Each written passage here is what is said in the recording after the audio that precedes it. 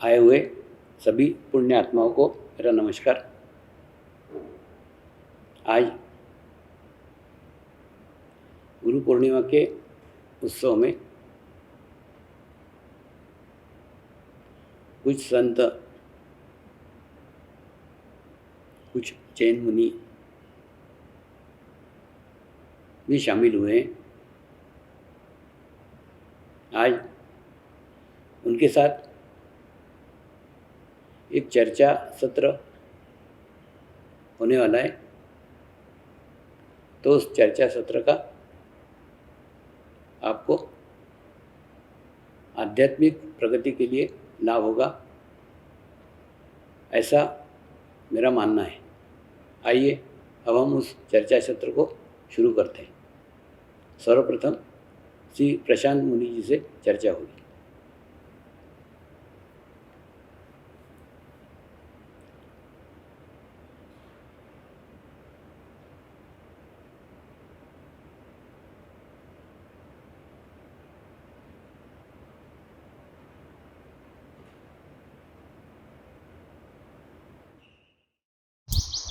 प्रणाम स्वामी जी।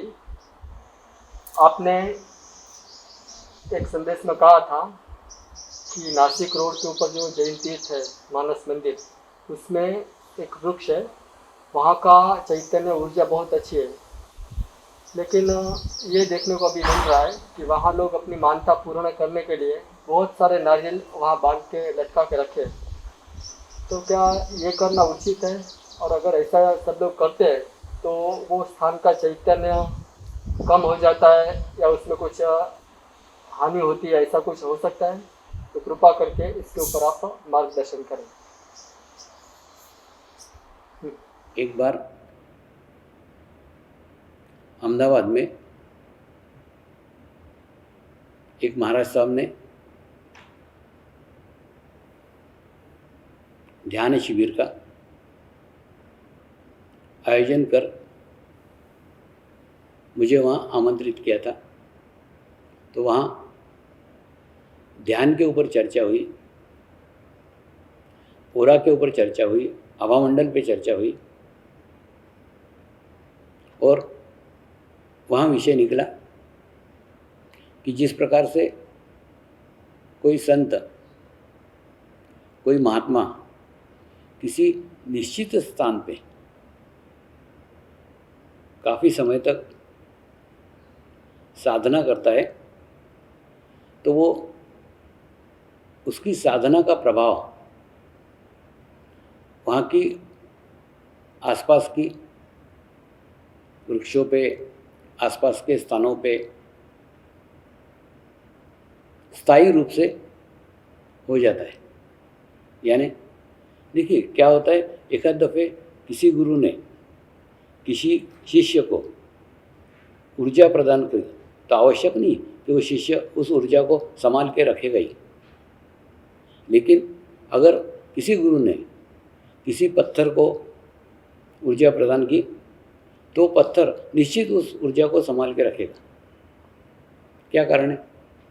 कारण ये है कि पत्थर विचार नहीं करता ना, और विचार नहीं करता तो क्या होता है, उसको जो प्राप्त ऊर्जा है वो ऊर्जा निसर्ग के सानिध्य में धीरे धीरे धीरे धीरे धीरे धीरे बढ़ जाती है और कई सालों के बाद में वो काफ़ी वृद्धिगत हो जाती है। लेकिन ऐसा मनुष्य का नहीं है ना। अगर किसी गुरु ने किसी शिष्य को ऊर्जा प्रदान की तो क्या होता है, शिष्य उस समय बड़ा अच्छा महसूस करता है, लेकिन कुछ दिनों के बाद में धीरे धीरे फिर संसार में जाता है, समस्याओं में जाता है, उसका चित्त विभिन्न स्थानों पे जाता है और खूब विचार करता है। और विचार करने के बाद में धीरे धीरे धीरे जो ऊर्जा प्राप्त की थी वो ऊर्जा को नष्ट कर देता है। इसीलिए कई बार मैं साधकों को कहते रहता हूँ कि तुमको जो आत्म साक्षात्कार में एक छोटी सी ऊर्जा मिली है, उस ऊर्जा को संभाल करके रखो और संभाल करके रखो और उसका दूसरा उसको वृद्धिगत करो। उसको मैं उदाहरण पर अच्छे से समझाता हूँ कि जैसे एक बीज होता है, तो बीज होता है एकदम छोटा सा, बीज होता है एकदम नन्हा सा, हाँ, लेकिन और बीज की ऊर्जा भी छोटी सी रहती है, लेकिन वो बीज के ऊपर इतने बड़े बड़े पत्थर पड़े रहते हैं। लेकिन फिर बीज क्या करता है, उन पत्थरों से झगड़ने में, पत्थरों से लड़ने में अपनी ऊर्जा को नष्ट नहीं करता। वो धीरे धीरे उसके पास से रास्ता बनाता है, उसके पास से मार्ग बनाता है, और मार्ग बनाते बनाते बनाते धीरे धीरे फिर एक वृक्ष में तब्दील हो जाता है। लेकिन वो अपनी छोटी ऊर्जा को अगर पत्थरों से झगड़ने में, पत्थरों से लड़ने में खर्च करेगा तो कभी भी वृक्ष का निर्माण नहीं हो सकता ना। तो इसीलिए मैं साधकों को ही कहता हूँ कि तुमको आत्म साक्षात्कार में जो ऊर्जा मिली है वो ऊर्जा एकदम छोटी सी है, एकदम थोड़ा सा है, अंश है वो। तो उस अंश को तुम्हारी समस्याओं के लिए इस्तेमाल मत करो, तुम तुम्हारे प्रॉब्लम के लिए इस्तेमाल मत करो। क्योंकि क्या करोगे, समस्या के लिए इस्तेमाल करोगे तो क्या होगा, तुम्हारी समस्या तो बहुत बड़ी बड़ी है। दूसरा, इस जीवन की समस्याएं, पूर्व जीवन की समस्याएं, अनेक समस्याएं। तो इन समस्याओं को लड़ने में अगर उस ऊर्जा को नष्ट कर दिया तो फिर वो वृद्धिगत नहीं होगा ना। और दूसरा, जब तुम छोटे से पौधे से वृक्ष बनने जा रहे हो तब हो सकता है कि जिस प्रकार से कई बकरियां वो वृक्ष के पत्ते खाने को लालायित रहती है, ठीक उसी प्रकार से जब तुम ध्यान साधना कर रहे हो, जब तुम मेडिटेशंस कर रहे हो, तब मेडिटेशंस करते समय हो सकता है तुम्हारे रिश्तेदार, तुम्हारे अड़ोसी पड़ोसी, तुम्हारे मित्र उसमें व्यवधान डाल सकते हैं, तुमको भ्रमित कर सकते हैं। अरे ध्यान व्यान तुमसे होने वाला नहीं है, ध्यान करेगा क्या, बाबा जी बनेगा क्या। ऐसा कई बार ऐसे आपको वहाँ से विमुख करने का प्रयास करेंगे, उनकी तरफ ध्यान मत दो। और दूसरा, ध्यान की ज़्यादा चर्चा ही मत करो, ध्यान को अपने भीतर स्थापित करो और धीरे धीरे तुम वृक्ष बन जाओ। और वृक्ष बन जाने के बाद में जो लोग तुमको परेशान कर रहे थे, जो लोग तुम्हें तकलीफ दे रहे थे, वही लोग तुम्हारे सानिध्य में आत्म शांति का अनुभव करेंगे। ये घटना ठीक ऐसी है जैसे छोटे से पौधे के पत्ते खाने के लिए बकरियां आती है, लेकिन जिस दिन वो पौधा उनके खाने के स्तर से ऊपर चला जाता है तो उसी पौधे के नीचे आकर के छाया के अंदर शांति का अनुभव करती है। ठीक वैसे ही जब आप साधनारत रहोगे ना तो अनेकों लोग आपको परेशान करेंगे, तकलीफ देंगे, लेकिन वही लोग जब आप वृक्ष बन जाओगे तो आपके सानिध्य में आकर के रहेंगे।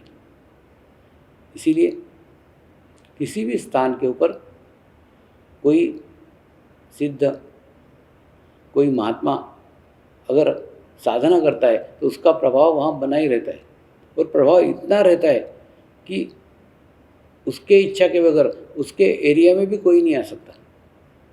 हिमालय में है ना, जैसे किसान लोगों के खेत रहते हैं ना, 10 एकड़ का मेरा खेत, 10-20 एकड़ का मेरा खेत, और उसके बाद एक मुडेर रहती है, यानी इसके बाद में दूसरे का खेत।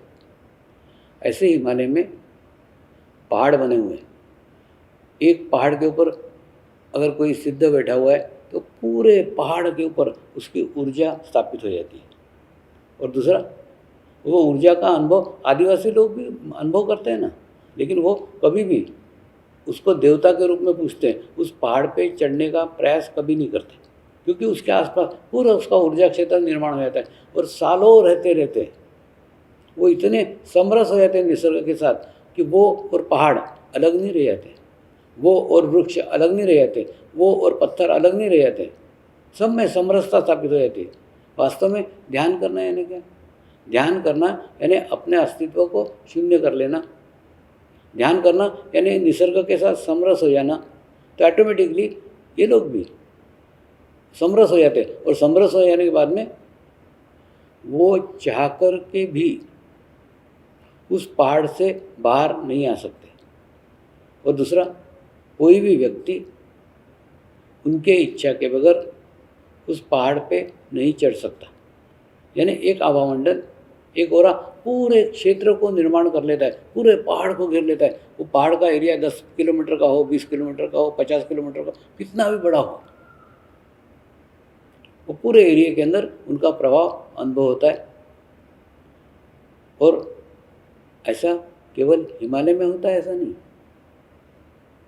अगर कहीं समाज में भी ऐसे कोई स्थान हो जिस स्थानों पे किसी सिद्ध ने किसी महात्मा ने साधना की हो तो वो साधना का प्रभाव पूरे क्षेत्र के ऊपर रहता है और उस एक क्षेत्र से, उस केवल एक स्थान से आसपास का सारा परिसर विकसित हो जाता है। इस विषय पे हमारी चर्चा हुई थी। तो वहाँ एक महाराज साहब थे जो मानस मंदिर नासिक वहाँ से आए हुए थे और उन्होंने मुझे कहा, स्वामी जी मैं नासिक के पास मुंबई नासिक रोड पे एक मानस मंदिर है, उस मंदिर से आया हूँ, वहाँ पे हमारा गुरु स्थान है और दूसरा जैन धर्म का बहुत बड़ा क्षेत्र वहाँ विकसित हुआ है, बहुत बड़ा मंदिर विकसित हुआ है, पूरा पहाड़ विकसित हुआ है। आप बोलते हो ना, वैसे खूब बड़ा क्षेत्र विकसित हुआ है। लेकिन मेरी जिज्ञासा है, मेरी इच्छा है कि आप उस स्थान पे जाओ और उस स्थान पे जाने के बाद में ऐसा कौन सा स्थान है, ऐसा कौन सी जगह है जिस जगह के ऊर्जा के कारण इतना बड़ा परिसर विकसित हुआ है, तो कृपया आप वो स्थान को देख करके मुझे बताइए। तो अगली बार जब मैं जाऊंगा तो उसी स्थान के पास जाकर ध्यान साधना करूंगा। उन्होंने रिक्वेस्ट की, उन्होंने प्रार्थना की, तो मैंने उनको आश्वासन दिया जब कभी मुझे समय मिलेगा तो अवश्य जाऊंगा और जानने के बाद में इसकी जानकारी भी आप तक पहुंचाऊंगा। तो ऐसे एक बार 2 जैन साधक परिवारों के साथ मैं नासिक रोड पे गया। तो मुंबई से नासिक जाते हैं ना, नासिक जाने के रास्ते में ही एक लेफ्ट साइड में एक रास्ता है, वो रास्ते से खूब अंदर जाना पड़ता है, एकदम घना जंगल है और एक छोटा सा गांव है। उस गांव को क्रॉस करके जब अंदर जाते हैं ना, खूब बड़ा एक जैन तीर्थ क्षेत्र वहाँ बना हुआ है, बहुत बड़ा बना हुआ है। और अंदर जाने के बाद में फिर मैं वहाँ रहा और रह करके शांति के साथ एक एक स्थान को, एक एक जगह को रोज़ थोड़े थोड़े देर बैठ करके, थोड़ा थोड़ा देख देख के थोड़ी देर बैठता था। तो वाइब्रेशन तो सभी हो रहे, वाइब्रेशन सभी जगह महसूस होते हैं, लेकिन उसका मूल स्रोत कहाँ है? होता है ना, जैसे सर्कल रहते हैं इसके, एक सर्कल, दूसरा सर्कल, तीसरा सर्कल, चौथा सर्कल, 5वां सर्कल, 6वां, 7वां सर्कल, 7 सर्कल रहते हैं हवामंडल के। तो पहले हम 7वें सर्कल तक पहुँचे, फिर 6ठे सर्कल तक पहुँचे, फिर 5वें पहुँचे, फिर 4थे पहुँचे, तीसरे, दूसरे, पहले। ऐसा करते करते जब वहाँ पहुँचे तो मालूम पड़ा एक बहुत बड़ा जैन मंदिर है। वो जैन मंदिर के पीछे एक क्षेत्रपाल का छोटा सा मंदिर है और उस मंदिर के पीछे एक वृक्ष है, बहुत विशाल वृक्ष है, बहुत घना वृक्ष है और उस वृक्ष के ऊपर खूब सांप और नाग रहते हैं। और कभी किसी को नाग दिख जाए ना, तो उस दिन वो अपना खूब शुभ समझता है कि मुझे नाग के दर्शन हो गए। एक क्षेत्रपाल का छोटा मंदिर है। तो उस स्थान पे देखिए, जैसे एनर्जी के स्तर रहते हैं ना, जैसे जैसे अपन गहन में जाते रहते हैं वैसे वैसे वो स्तर को अपन एक एक पार करते जाते हैं। और वहाँ पे एक छोटा सा एक और मंदिर है जहाँ पे एक दिया जलते रहता है। तो वहाँ जाकर के बैठा, कुछ दिन ध्यान किया, कुछ देर मेडिटेशंस किया, तो पता चला कि वो जो स्थान है, वो जो वृक्ष है, वो वृक्ष के नीचे बैठकर किसी सिद्ध ने कई सालों तक साधना की थी, जिस साधना के कारण वो वृक्ष के ऊपर उसका बहुत गहरा प्रभाव पड़ा है। वो सिद्ध तो अब नहीं रहे, लेकिन सिद्ध की ऊर्जा वहाँ पे स्थापित हो गई। और जैसे जैसे समय काल बढ़ता गया, निसर्ग के सानिध्य में वो ऊर्जा भी बढ़ती गई। वृक्ष से फिर आसपास के परिसर में हुई, फिर और आसपास के परिसर, उसके भी स्तर एक एक एक एक एक एक बढ़ने लगे। और जब वो 7 स्तर पे विकसित हुई तो वहाँ पे एक बहुत बड़ा जैन तीर्थ क्षेत्र का निर्माण हुआ।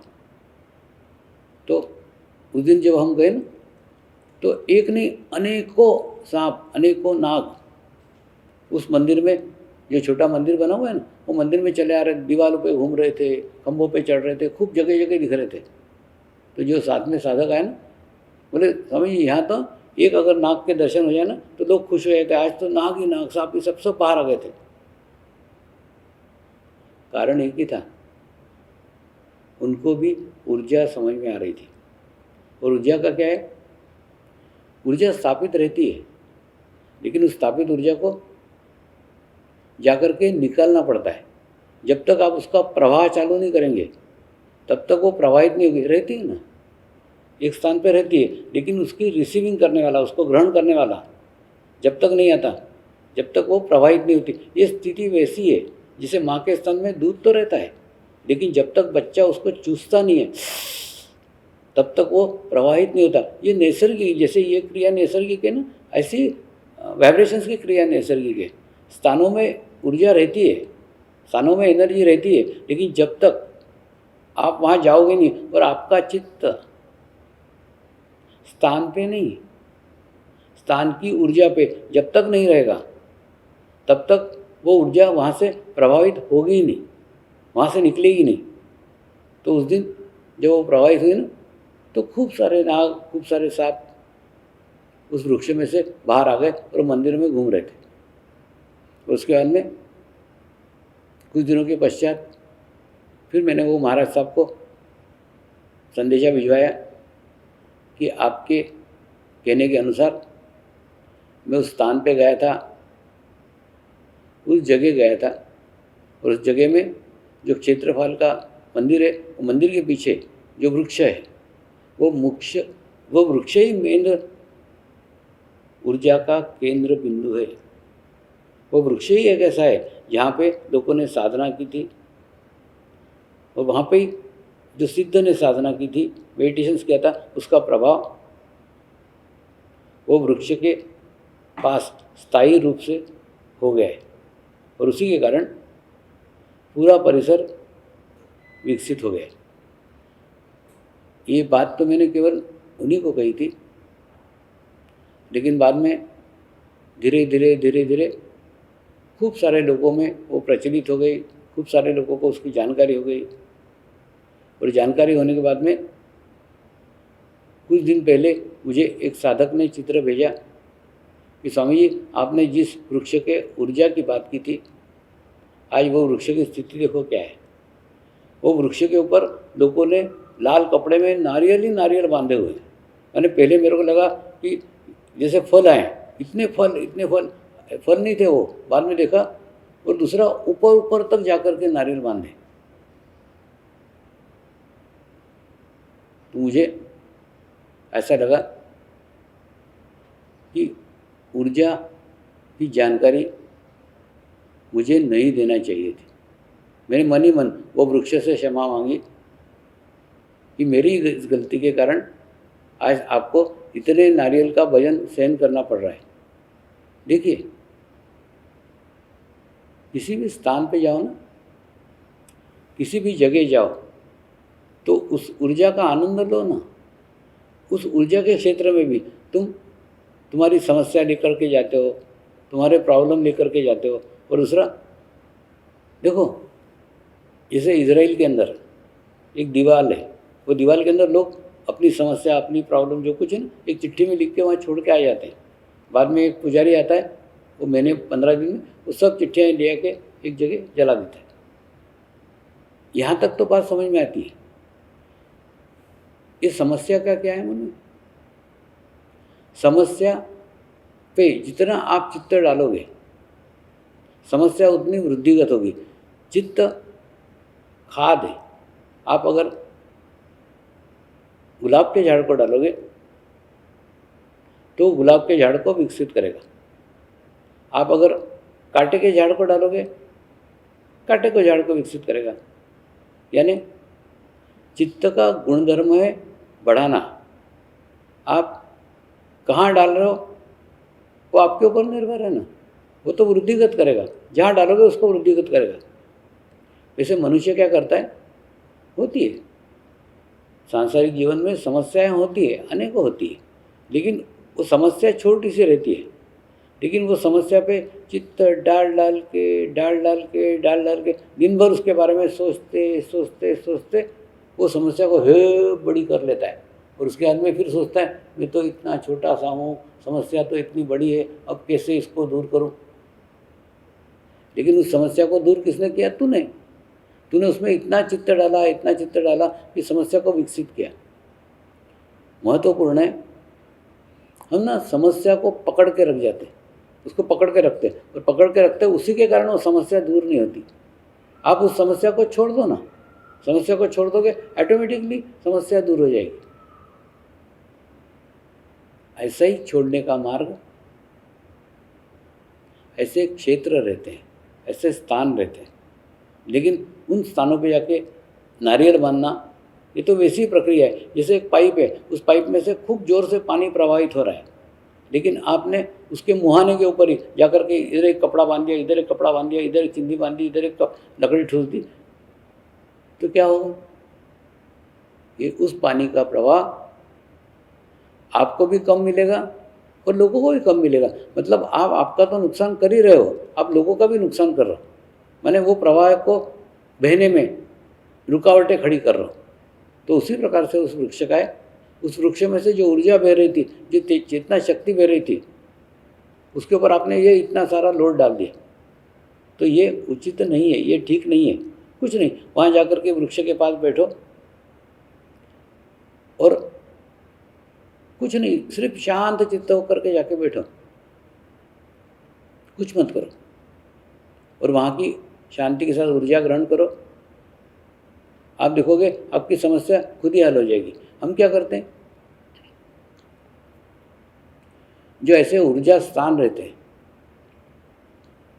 जो ऐसे जीवंत स्थान रहते हैं, उन स्थानों के पास भी हम अपनी समस्या लेकर के जाते हैं, अपनी प्रॉब्लम लेकर के जाते हैं।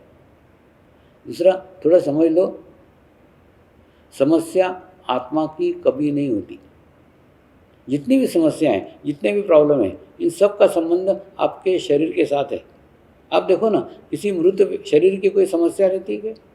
नहीं रहती। जैसे ही वो शरीर छूट गया, समस्याएं छूट गई। कितनी भी बीमारियां हो, कितने भी व्यसन हो, कितने भी प्रॉब्लम्स हो, सब छूटे, सब में से मुक्त हो गया हो। क्यों? क्योंकि शरीर ही छूट गया। तो थोड़ा यहाँ समझ लो कि समस्या शरीर की होती है, आत्मा की समस्या नहीं होती।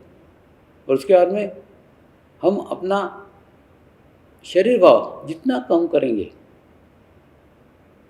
उतना ही समस्या हमको कम महसूस होगी। अब शरीर भाव कम करने के लिए मैं आपको उपवास करने को नहीं बोल रहा हूँ। शरीर भाव कम करने के लिए मैं आपको शरीर को कष्ट देने को नहीं बोल रहा हूँ। मैं नंगे पैर चलने को नहीं बोल रहा हूँ, पैदल चलने को नहीं बोल रहा हूँ, मैं कुछ भी नहीं बोल रहा हूँ। मैं शरीर के बारे में बात ही नहीं कर रहा हूँ। मैं सिर्फ इतना कह रहा हूँ कि आप आपका आत्मभाव वृद्धिगत कर लो, और उसके बाद में खुद ही शरीर भाव छोटा हो जाएगा। कैसे? जैसे एक 6 इंच की लकीर है, वो शरीर भाव है। वो शरीर भाव को काटने का नहीं है, तोड़ने का नहीं है, फोड़ने का नहीं है, वो कम करने का है। क्या करने का? उसके सामने एक 2 फीट की आत्मभाव की लकीर खींच दो, तो शरीर भाव वैसे ही छोटा हो जाएगा। उसी प्रकार से ऐसे सब स्थानों पर जाते हो ना, तो तुम तो शरीर भाव को वृद्धिगत करते हो। समस्या शरीर की है, और तुम वहाँ पे भी शरीर को लेकर के गए हो, और समस्या को याद कर रहे हो, तुम्हारा चित्त अभी भी शारीरिक स्तर के ऊपर है, तो उस स्थान पे जाके भी कुछ भी ग्रहण नहीं कर पाओगे। दूसरा, जैसे मैंने इजराइल का उदाहरण दिया कि वहाँ पे कागज़ के ऊपर अपनी समस्या लिखते हैं और छोड़ देते हैं। उद्देश्य क्या है? कागज़ पे लिख के छोड़ देना और छोड़ के वहाँ बैठना, समस्या सहित न बैठो, यही उद्देश्य है। हुआ ना?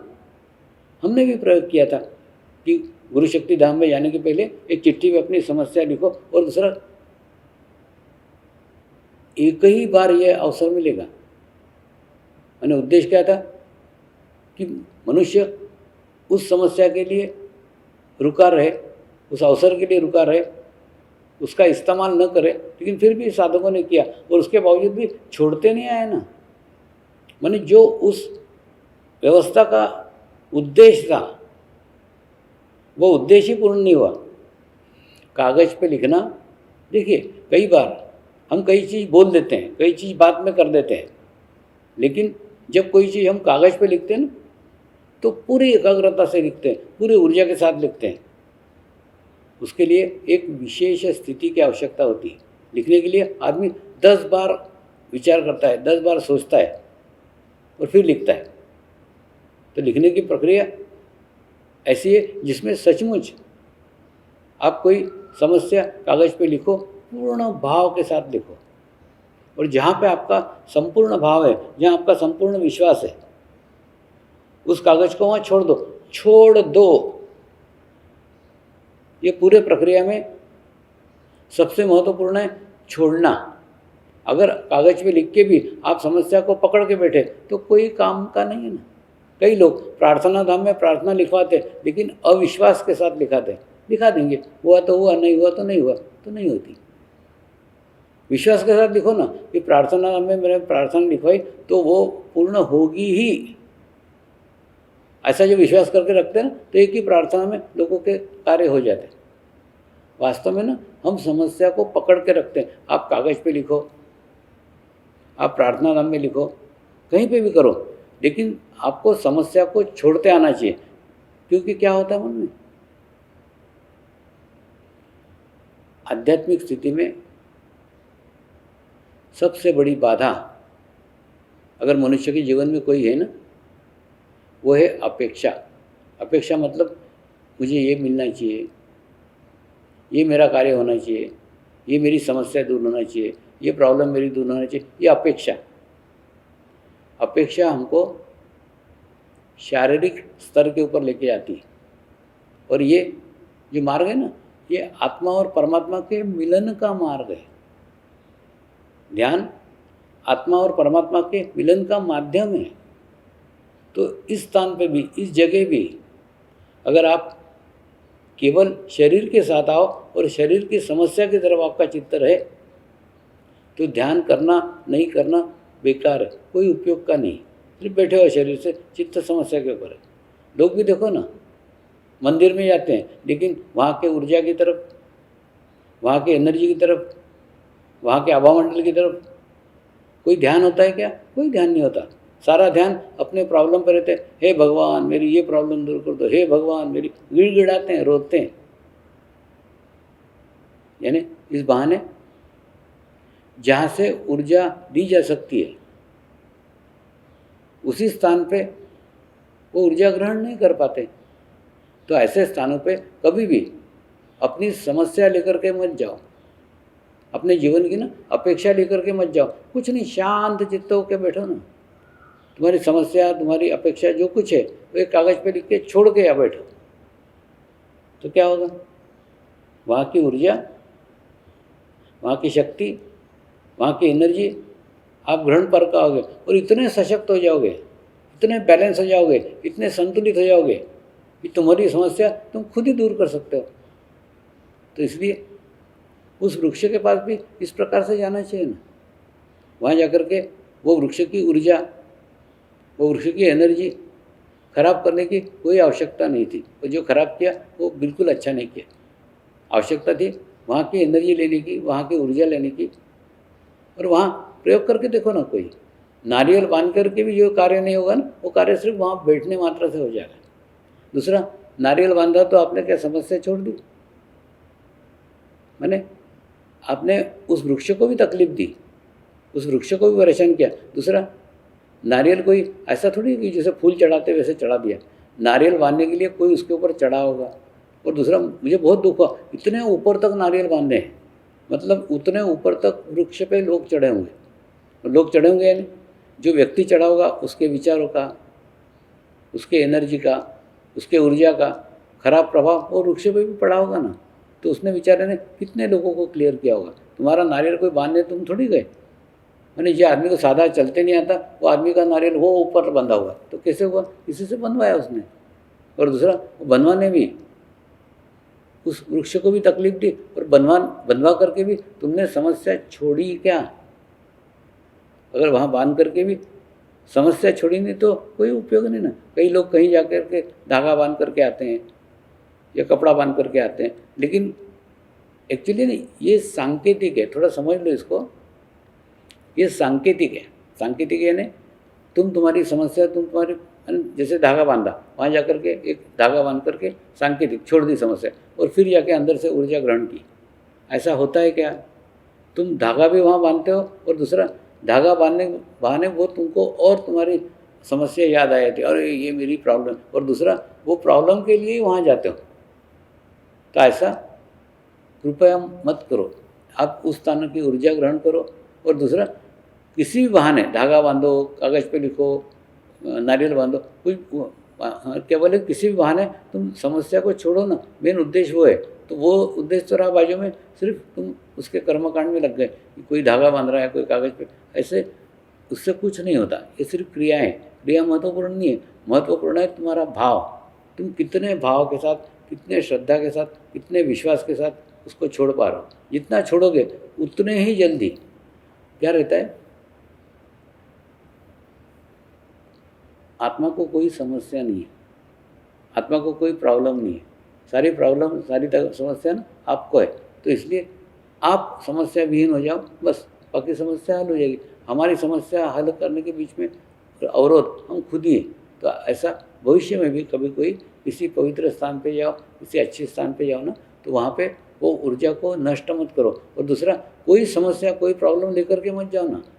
अरे बाबा, जैसे एक नल है, नल के नीचे उल्टी बाल्टी रखी, दिन भर रखी, तो पानी आएगा क्या? एक बूंद भी पानी नहीं आएगा।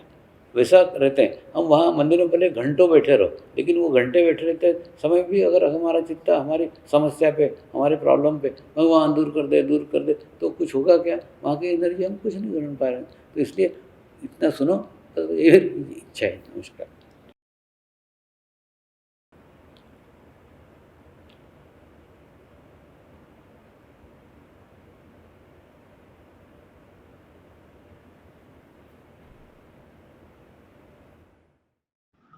हरि ओम। स्वामी जी के पावन चरण में मेरा साष्टांग दंडवत प्रणाम। मैं स्वामी धर्मनिष्ठानंद हूँ। शिवानंद आश्रम ऋषिकेश का एक साधारण सेवक हूँ। गुरु पूर्णिमा के ये पावन अवसर पर स्वामी जी के चरण में एक निवेदन है, एक प्रार्थना है कि ऐसा तो हमारे सनातन परंपरा में, गुरु परंपरा में जितने भी शास्त्र है वो गुरु उपदेश माना जाता है। गीता हो, उपनिषद हो, ब्रह्मसूत्र हो, वो गुरु के मुख से ही सुना गया है। ये सारे शास्त्र शाश्वत संदेश है जन कल्याण के लिए। लेकिन जीवंत गुरु के चरण में मेरा ये एक अनुरोध और निवेदन है कि साधारण साधक के लिए, मार्गदर्शन के लिए गुरु तत्व क्या है, और जो गुरु से दीक्षित शिष्य है, शारीरिक के गुरु के शरीर से बहुत दूर दूर रहते हैं और उनका कोई भौतिक साधन भी नहीं है गुरु के संपर्क में हमेशा के लिए रहे, ऐसे साधक को आध्यात्मिक उन्नति के लिए क्या करना चाहिए, क्या भाव पोषण करना चाहिए, दिन प्रतिदिन वो कैसे गुरुदेव के साथ जुड़े रहे, इसी के ऊपर कृपा करके मार्गदर्शन कीजिए। हरि ओम। ओम नमो भगवते वासुदेवाय। ओम। हरि। नमस्कार स्वामी जी। सर्वप्रथम हम गुरु तत्व को समझते हैं। गुरु तत्व साक्षात परमात्मा का चैतन्य है, और वो चैतन्य जिस माध्यम से बहता है, उस माध्यम को हम परमात्मा कहना प्रारंभ कर देते हैं, परमेश्वर कहना प्रारंभ कर देते हैं। ठीक इसी प्रकार से शिष्य भी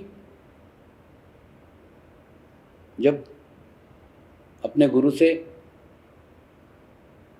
ऊर्जा ग्रहण करते हैं, चैतन्य प्राप्त करते हैं, तो वो भी उनको परमात्मा कहना शुरू कर देते हैं। वहाँ थोड़ा समझने का बात है परमात्मा कोई व्यक्ति नहीं हो सकता। परमात्मा अविनाशी है। मेरी नानी कहा करती थी, परमात्मा अविनाशी है। परमात्मा कल भी था, परमात्मा आज भी है और परमात्मा कल भी रहेगा। इसका अर्थ क्या है? इसका अर्थ ये है, कोई भी शरीर परमात्मा हो ही नहीं सकता।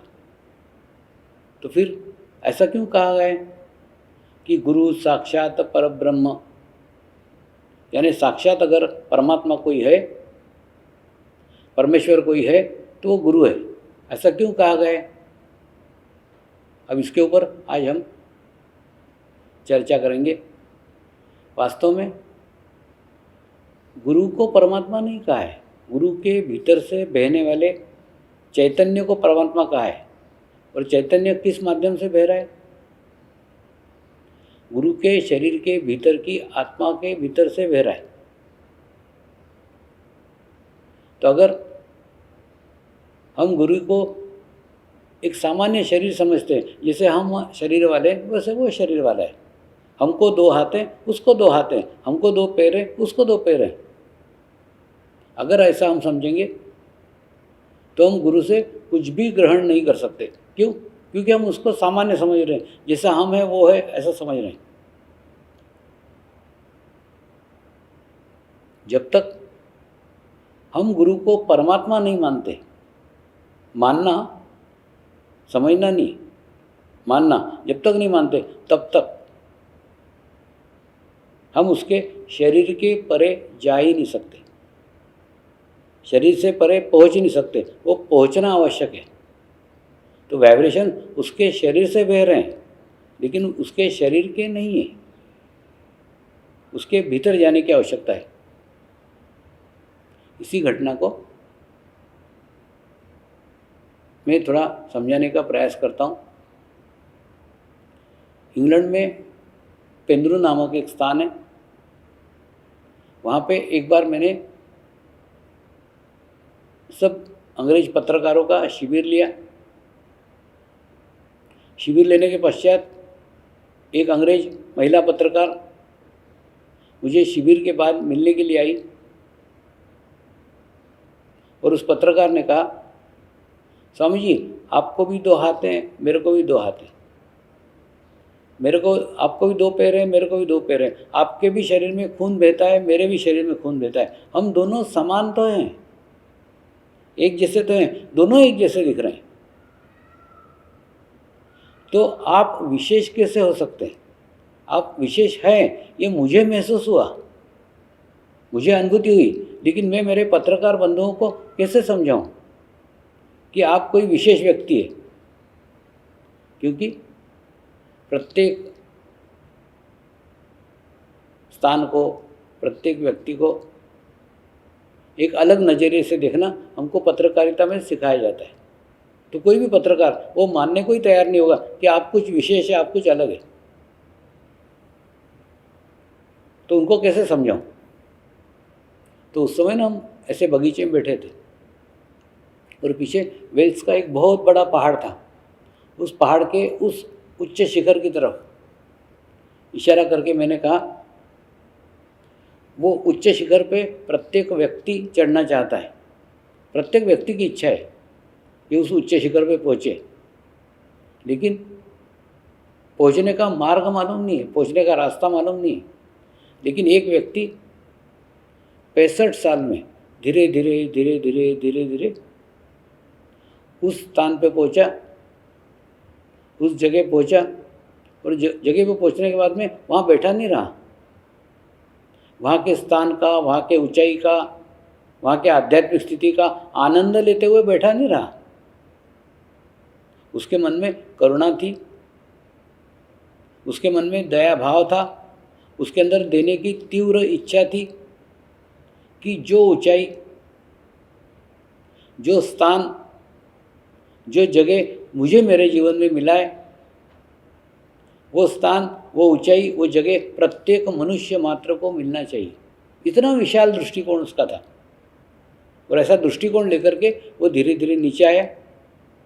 आते समय एक पगडंडी बनाते हुए लाया, रास्ते के पत्थर हटाए रास्ते के कांटे हटाए और हटाते हटाते नीचे आकर के उसने एक बांस का द्वार बनाया और द्वार के पास जाकर के बैठ गया।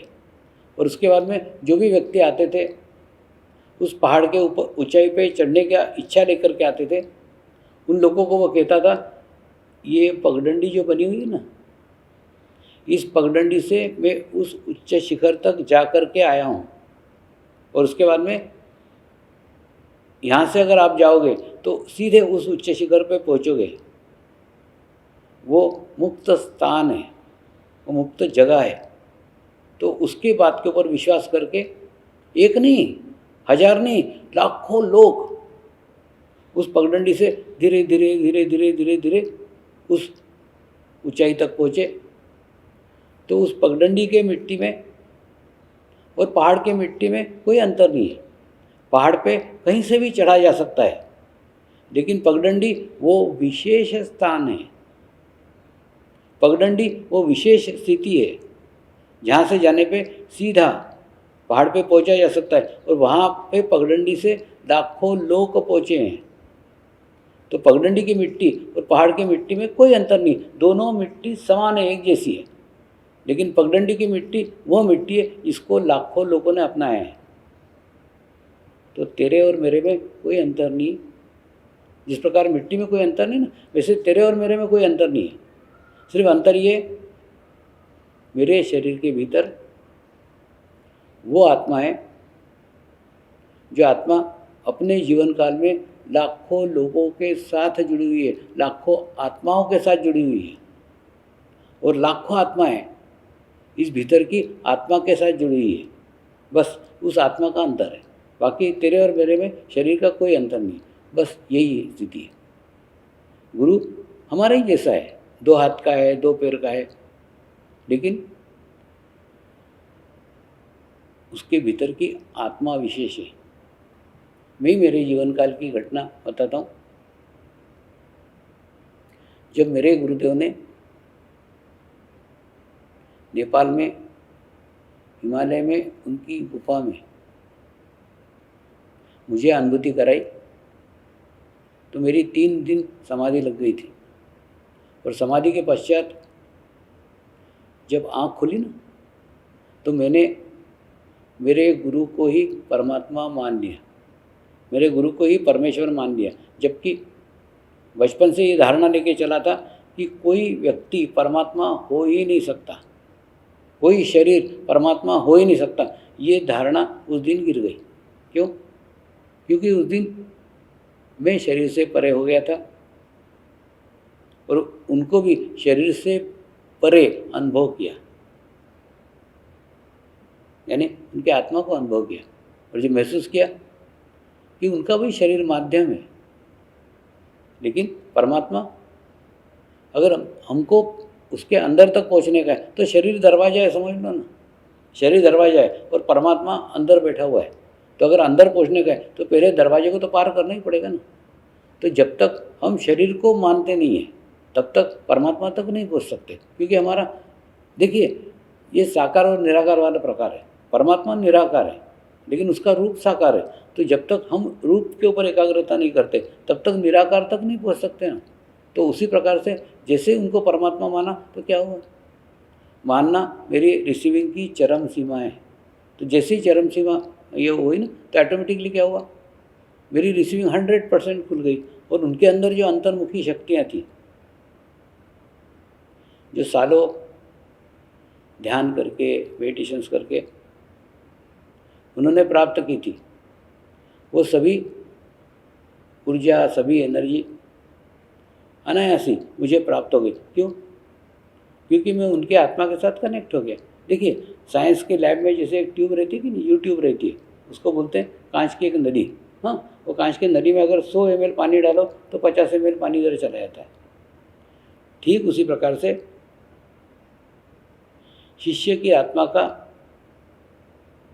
गुरु के आत्मा के साथ जब समरसता स्थापित हो जाए, तो समरसता स्थापित होने के बाद गुरु के पास जो कुछ रहता है वो सब ज्ञान, सब नॉलेज हमको अनायास ही प्राप्त हो जाता है। वो देता नहीं है, हम लेते नहीं हैं। ये ऑटोमेटिक होता है, लेकिन उसके लिए हमको समरसता स्थापित होने की आवश्यकता है, और समरस होने के बाद में सब हमको ऑटोमेटिकली प्राप्त हो जाता है। तो गुरु तत्व वो चैतन्य शक्ति है जो परमात्मा की शक्ति है, और वो शक्ति हमारे गुरु के शरीर के माध्यम से बहती है। और दूसरा, मैं भी मेरे जीवन काल में प्रयास करते रहता हूँ, प्रयत्न करते रहता हूँ कि जो स्थिति मुझे प्राप्त हुई वो स्थिति प्रत्येक साधक को मिले, और उसके लिए अलग अलग प्रकार बताते रहता हूँ। तो अभी मैंने महसूस किया कि जैसे भक्ति करना, भक्ति ना, जो पूजा पाठ कर्मकांड करते हैं ये भक्ति का ही प्रकार है, लेकिन कर्मकांड माध्यम है उसके ऊपर एकाग्रता करने का, अपने मुख्य स्थान के ऊपर, मुख्य देवता के ऊपर एकाग्र करने का माध्यम कर्मकांड है। दूसरा, बाद में मैंने ध्यान का भी प्रचार प्रसार किया कि आधा घंटा ध्यान करना चाहिए, लेकिन आज जो परिस्थितियाँ हैं, आज की जो स्थितियाँ हैं, उसमें ध्यान करना भी अत्यंत कठिन हो गया। क्या कारण है?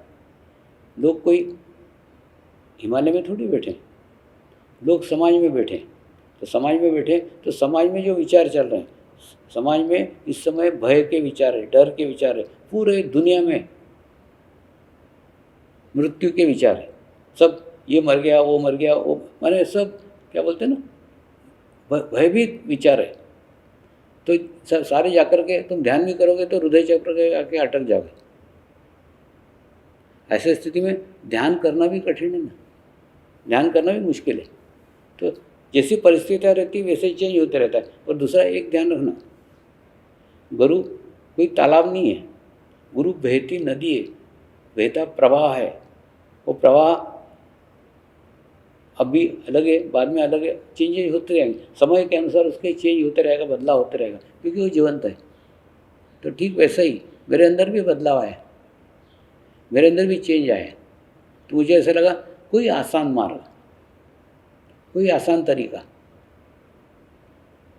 साधकों को बताया जाए जिससे उनकी आध्यात्मिक प्रगति हो। ध्यान से भी आसान मार्ग, ध्यान से भी सरल मार्ग एक है, लेकिन वो जितने प्रतिशत करेंगे उतने प्रतिशत रिजल्ट आएगा। ध्यान तो आधा घंटा करना पड़ता है, लेकिन ध्यान के लिए भी आधा घंटा टाइम देना पड़ता है ना। और दूसरा, करने बैठे तो ये होना चाहिए ना, बैठते हैं साधक, होता नहीं है। उससे आसान मार्ग है प्रेम करो। देखिए, एक आत्मा से एक आत्मा को जुड़ने का सबसे सरल मार्ग, सबसे आसान मार्ग प्रेम है। प्रेम आत्मा का खूब मुख्य लक्षण है, मुख्य तत्व है। तो अगर आप प्रेम करते हैं तो आप उस आत्मभाव में जाते हैं, और आत्मा के उस माध्यम से आप दूसरे आत्मा के साथ जुड़ सकते हैं। प्रेम निस्वार्थ होना चाहिए, उसके अंदर आपकी कोई अपेक्षा नहीं होनी चाहिए। और दूसरा, संपूर्ण विश्वास के साथ प्रेम करना चाहिए, यानी अपना काम हुआ तो प्रेम कर रहे हैं, नहीं हुआ तो नहीं कर रहे हैं, ऐसा नहीं। अपेक्षा रहित प्रेम होना चाहिए, निस्वार्थ भाव से प्रेम होना चाहिए। मैं जो प्रेम की बात कर रहा हूँ, जैसे नरसिंह मेहता ने प्रेम किया, मीराबाई ने प्रेम किया, ये भक्ति से भी और ऊपर का स्थिति है। प्रेम पूर्ण संपूर्ण भाव से प्रेम। तो प्रेम एक ऐसा तत्व है जो आत्मा का शुद्ध भाव है। आप गुरु के साथ संपूर्ण भाव से प्रेम करो, जितना प्रेम करोगे तो उतना तुम्हारे अंदर प्रेम तत्व विकसित होगा। और उसके बाद में प्रेम तत्व एक ऐसा माध्यम है जिस माध्यम से आप अपने गुरु के ऊर्जा के साथ, देखिए यहाँ पे सबसे महत्वपूर्ण बात है निस्वार्थ प्रेम। वो निस्वार्थ प्रेम हो तो ही आगे प्रगति हो सकती है, नहीं तो आप मेरी आधी बात सुनोगे, आधी नहीं सुनोगे। यहाँ निस्वार्थ प्रेम महत्वपूर्ण है, कोई सुप्त भी इच्छा अपेक्षा कुछ नहीं होना चाहिए। अगर ऐसा निस्वार्थ प्रेम आप अपने गुरु को साथ करते हो तो क्या होता है, ऑटोमेटिकली तुम्हारी आत्मा निस्वार्थ प्रेम आत्मा का विशेषता है, मूल भाव है। तो जैसे निस्वार्थ प्रेम करते हो ना, तो आप उस मूल भाव में पहुंच जाते हो, मूल स्थिति में पहुंच जाते हो। क्योंकि मैंने बताया ना, आत्मा की कोई अपेक्षा नहीं, आत्मा की कोई समस्या नहीं। तो आप उस स्थिति में पहुंचते हो कि आपको कोई समस्या नहीं है, आपको कोई प्रॉब्लम नहीं है। तो ऐसे स्थिति में पहुंच करके ही आप गुरु की आत्मा के साथ जुड़ सकते हो। और जुड़ोगे तो क्या होगा, फिर उसकी जो स्थिति है, उसकी अवस्था है, उसका जो चैतन्य है, उसकी जो ऊर्जा है, वो ऊर्जा आप लोगे नहीं, वो ऊर्जा वो आपको देगा नहीं। आप उस ऊर्जा के साथ अनायास से जुड़ जाओगे, वो ऊर्जा तुम्हारे में प्रवाहित होना चालू हो जाएगी। लेकिन यहाँ सबसे महत्वपूर्ण बात है निस्वार्थ प्रेम। ऐसे निस्वार्थ प्रेम तक अगर आप पहुँच सको तो गुरु के ऊर्जा के साथ जुड़ना आसान है। और इस समय में जब ध्यान करना भी कठिन है, ध्यान लगना भी कठिन है, नकारात्मक विचारों की बड़ी मार है पूरे विश्व में, हाँ, किसी राज्य में, किसी गांव में, किसी देश में नहीं, पूरे विश्व में। तो इस समय इससे सरल कोई मार्ग ही नहीं है। इसलिए आप निस्वार्थ भाव को अपनाओ और गुरु के साथ निस्वार्थ भाव के प्रेम के साथ जुड़ो। ये एकदम सरल मार्ग है गुरु की आत्मा के साथ जुड़ने का। रही बात सानिध्य की, तो सानिध्य मुझे भी कहाँ मिला है, कुछ चंद दिन सानिध्य मिला है, लेकिन उसके बावजूद भी कभी ऐसा महसूस नहीं होता कि मैं उनके सानिध्य में नहीं हूँ। देखिए, जो गुरु ने कहा है ना, गुरु ने कहा उसको मानने का, उस पर चलने का, ये सानिध्य है। तो गुरु कार्य एक ऐसा माध्यम है जिस माध्यम से गुरु कार्य हम शरीर से करते रहते हैं। गुरु कार्य एक माध्यम है जो शरीर से किया जाता है और शरीर से हो सकता है, लेकिन वास्तव में देखा जाए ना तो गुरु कार्य वो कार्य है जो किया नहीं जाता, हो जाता है। यानी आप करने बैठोगे तो आपका जो शरीर स्तर है, आपकी जो जितनी ऊर्जा है, जितनी स्थिति है, जितनी अवस्था है, उतना ही होगा। लेकिन जब आत्मिक स्तर पे जाके करोगे ना, तो आप कल्पना नहीं कर सकते कि एक सामान्य मनुष्य के हाथ से इतना बड़ा कार्य हो सकता है। तो गुरु कार्य एक ऐसा माध्यम है जिस माध्यम से आप सतत, जैसे मैंने बताया ना, पूजा करना एक माध्यम है जिस माध्यम से हम परमात्मा के साथ जुड़ते हैं।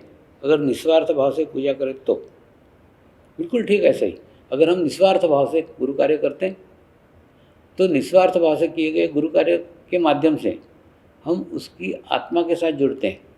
और फिर जो आत्मा की उसकी प्रगति हुई वो हमारी प्रगति हो जाती, हम अनायास ही उसमें शामिल हो जाते, उसमें समरस हो जाते हैं।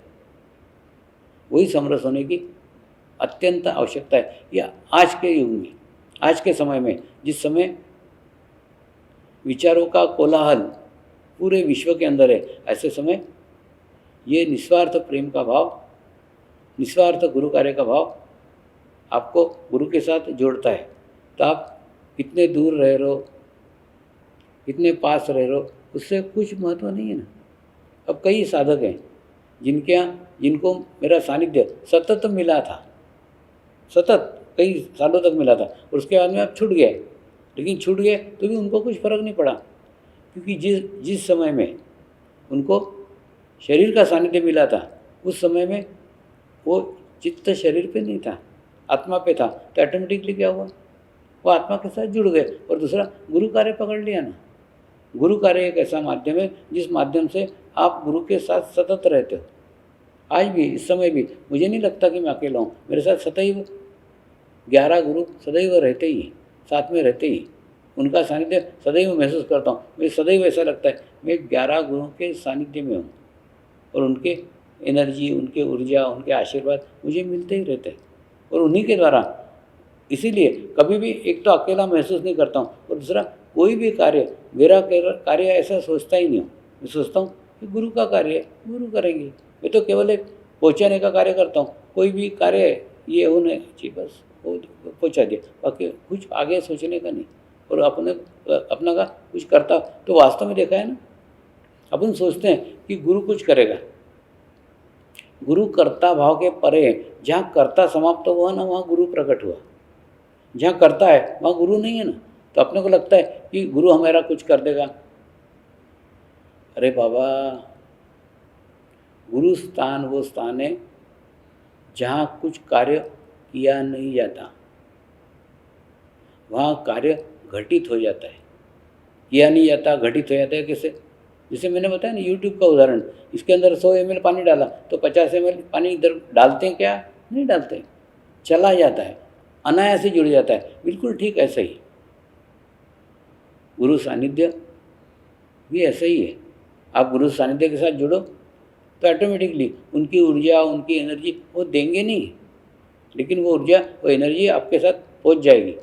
तो मुझे ऐसा लगता है कि आज के समय में, आज की स्थिति में सबसे बड़ा मार्ग, सबसे आसान मार्ग गुरु के साथ निस्वार्थ प्रेम करना है एक।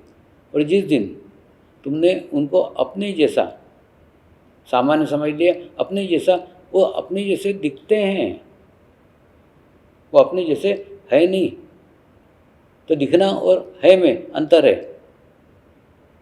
और दूसरा, अब जब देखते हैं ना, हम जब सीखने जाते हैं ना, तो अनार का मानते हैं, अनार को मानते हैं, अनार का मानते हैं। लेकिन वास्तव में जब हम बड़े हो जाते हैं तो हम जानते हैं कोई अनार का नहीं होता, कई चीज़ों का होता है, केवल अनार का नहीं होता। लेकिन ये ज्ञान, ये नॉलेज हमको तब होता है जब हम बचपन में अनार का मानते हैं। तो ये मानना, बस यही तो शुरुआत है। तो गुरु परमात्मा नहीं है, गुरु परमेश्वर नहीं है, लेकिन गुरु को जब हम परमात्मा मानते हैं, बस ये मानना आध्यात्मिक प्रगति है, आध्यात्म की शुरुआत है। तो मानना पड़ता है। जैसे ही गुरु को मानेंगे तो वैसे ही हम गुरु के परे पहुंच सकेंगे। फिर गुरु के शरीर को नहीं देखेंगे, उसके भीतर के चैतन्य को देखेंगे, उसके भीतर के ऊर्जा को देखेंगे, और अपने आत्मा की ऊर्जा, उसकी आत्मा की ऊर्जा के साथ जैसे समरस हो जाएगी।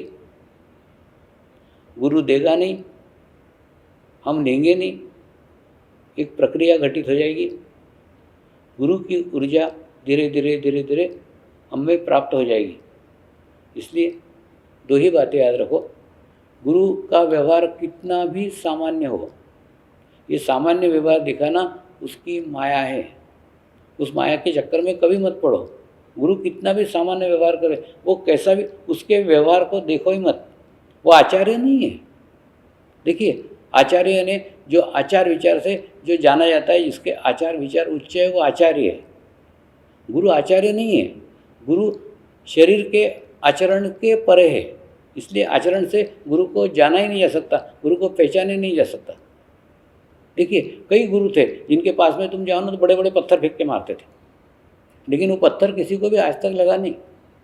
कई गुरु थे जो गंदी गंदी गालियाँ देते थे, लेकिन वो गालियाँ सुन करके कुछ लोग उनके पास नहीं आते थे। तो ये ना उनके प्रोटेक्शन रहते हैं कि वो दिखाने का कोशिश कुछ करते हैं। वो चाहते हैं कि केवल और केवल योग्य व्यक्ति ही मुझ तक पहुँच सके, अयोग्य व्यक्ति मुझ तक पहुँचे ही नहीं, दूर रहे। तो वो दूर करने का अनेक प्रयास करते हैं। लेकिन अगर आपके भीतर उस चेतना को जानने की, उस वाइब्रेशन को जानने की तीव्र इच्छा है, तो ही आप उन तक पहुँच सकोगे। अन्यथा इन सब आवरणों से आप भ्रमित हो सकते हो। इसलिए गुरु के साथ गुरु की माया रहती है। वो आपको उस एनर्जी पे, उसके ऊर्जा पे, उसकी चेतना शक्ति पे चित्त लाने नहीं देगा। वो आपको डाइवर्ट करने का खूब कोशिश करेगा, लेकिन उधर डाइवर्ट मत हो। वो कितना भी सामान्य व्यवहार करे, कितने भी आपको जो अच्छा लगे, होता है ना। जैसे अब मैं मेरे नातिन को खिलाता हूँ, वो तुतलाती है, मैं तुतलाता हूँ। वो पत्थर बैठती है, मैं पत्थर बैठता हूँ। वो जैसा बोलती है वैसा मैं खुद भी करता हूँ, क्योंकि मुझे उसको खिलाने का है। अगर मैं बड़ा बन करके रहूँगा ना तो उसको मैं खिला नहीं सकता। उसको अगर खिलाने का है तो क्या होगा, मेरे को उसके स्तर पे जाना पड़ेगा। बिल्कुल ठीक ऐसा ही आपके भी स्तर तक गुरु आता है, आपकी स्तर की बात करता है, आपका रस जिसमें हो उसकी बातें करता है, आपका रस जिसमें हो जिसकी चर्चा करता है, आप जिस स्तर के हो उस स्तर की चर्चा करता है। लेकिन उसके बावजूद भी वो अपना अस्तित्व अलग बना के रखता है। वो जानता है केवल मेरे को इसको साथ में जोड़ने का है, इसलिए इसके स्तर की बात कर रहा हूँ। मैं इस स्तर का थोड़ी हूँ। जैसे मैं मेरे नातिन को खिलाता हूँ तो खिलाते समय उसके स्तर का हो जाता हूँ, लेकिन अंदर से तो जानता हूँ ना मैं बड़ा हूँ, मैं उसके स्तर का नहीं हूँ। ऐसा ही बिल्कुल ऐसे की ऐसी घटना आपके साथ में भी गुरु माया के रूप में करता है। आपको जिस विषय में रुचि हो वो विषय की बातें करेगा, आपको जो विषय में इच्छा हो उस इच्छा की बातें करेगा। मैंने आपसे संबंध बनाना चाहता है, आपको सानिध्य देना चाहता है, आपको सानिध्य में रखना चाहता है। सानिध्य में रहे, आज ना कल छूटोगे। जो समस्या लेके आए हो ना वो समस्या कुछ दिन बाद तो दूर हो जाएगी, कभी ना कभी तो उसमें से मुक्त होंगे ना। और वो इंतजार करता है, उसमें खूब पेशेंस रहते हैं। तो दो बातें सदैव याद रखो, गुरु कितना भी सामान्य दिखे, सामान्य समझो मत। जिस दिन सामान्य समझ लिया उस दिन तुम्हारी रिसीविंग हो गई ख़त्म। देखिए जैसे मानो तो पत्थर है नहीं तो भगवान है ना, क्या बोलते हैं, मानो तो भगवान है नहीं तो पत्थर है, वैसा है।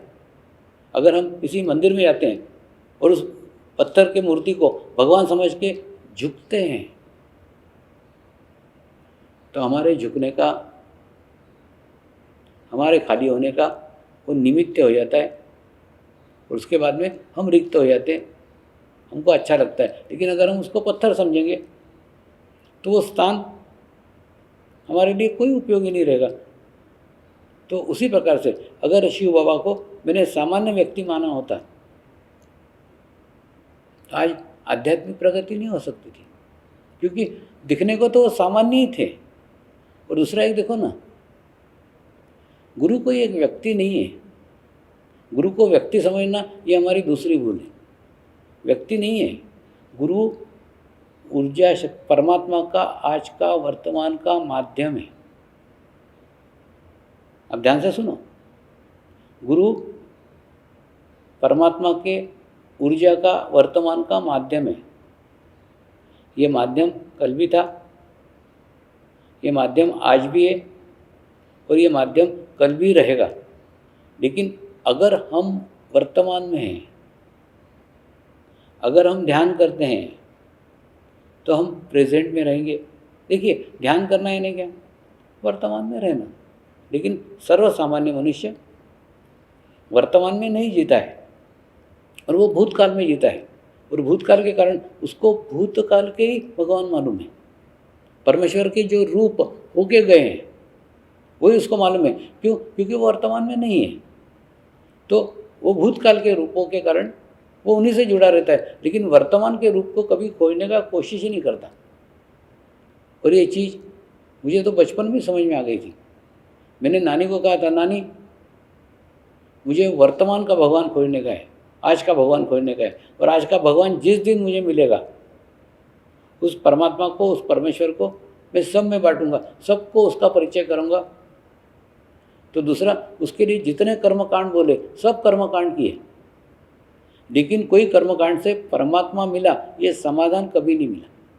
और उसके बाद में जब ना मनुष्य के प्रयत्न समाप्त हो जाते हैं तो प्रार्थना का जन्म होता है। तो मेरे जीवन का अनुभव है, प्रयत्न से परमात्मा कभी भी नहीं मिल सकता। कभी भी प्रयत्न से, प्रयास से कभी भी परमात्मा नहीं मिल सकता। फिर क्या होता है, जब मनुष्य के प्रयत्न समाप्त हो जाते हैं ना, फिर प्रार्थना का जन्म होता है। और प्रार्थना दो काम करती है।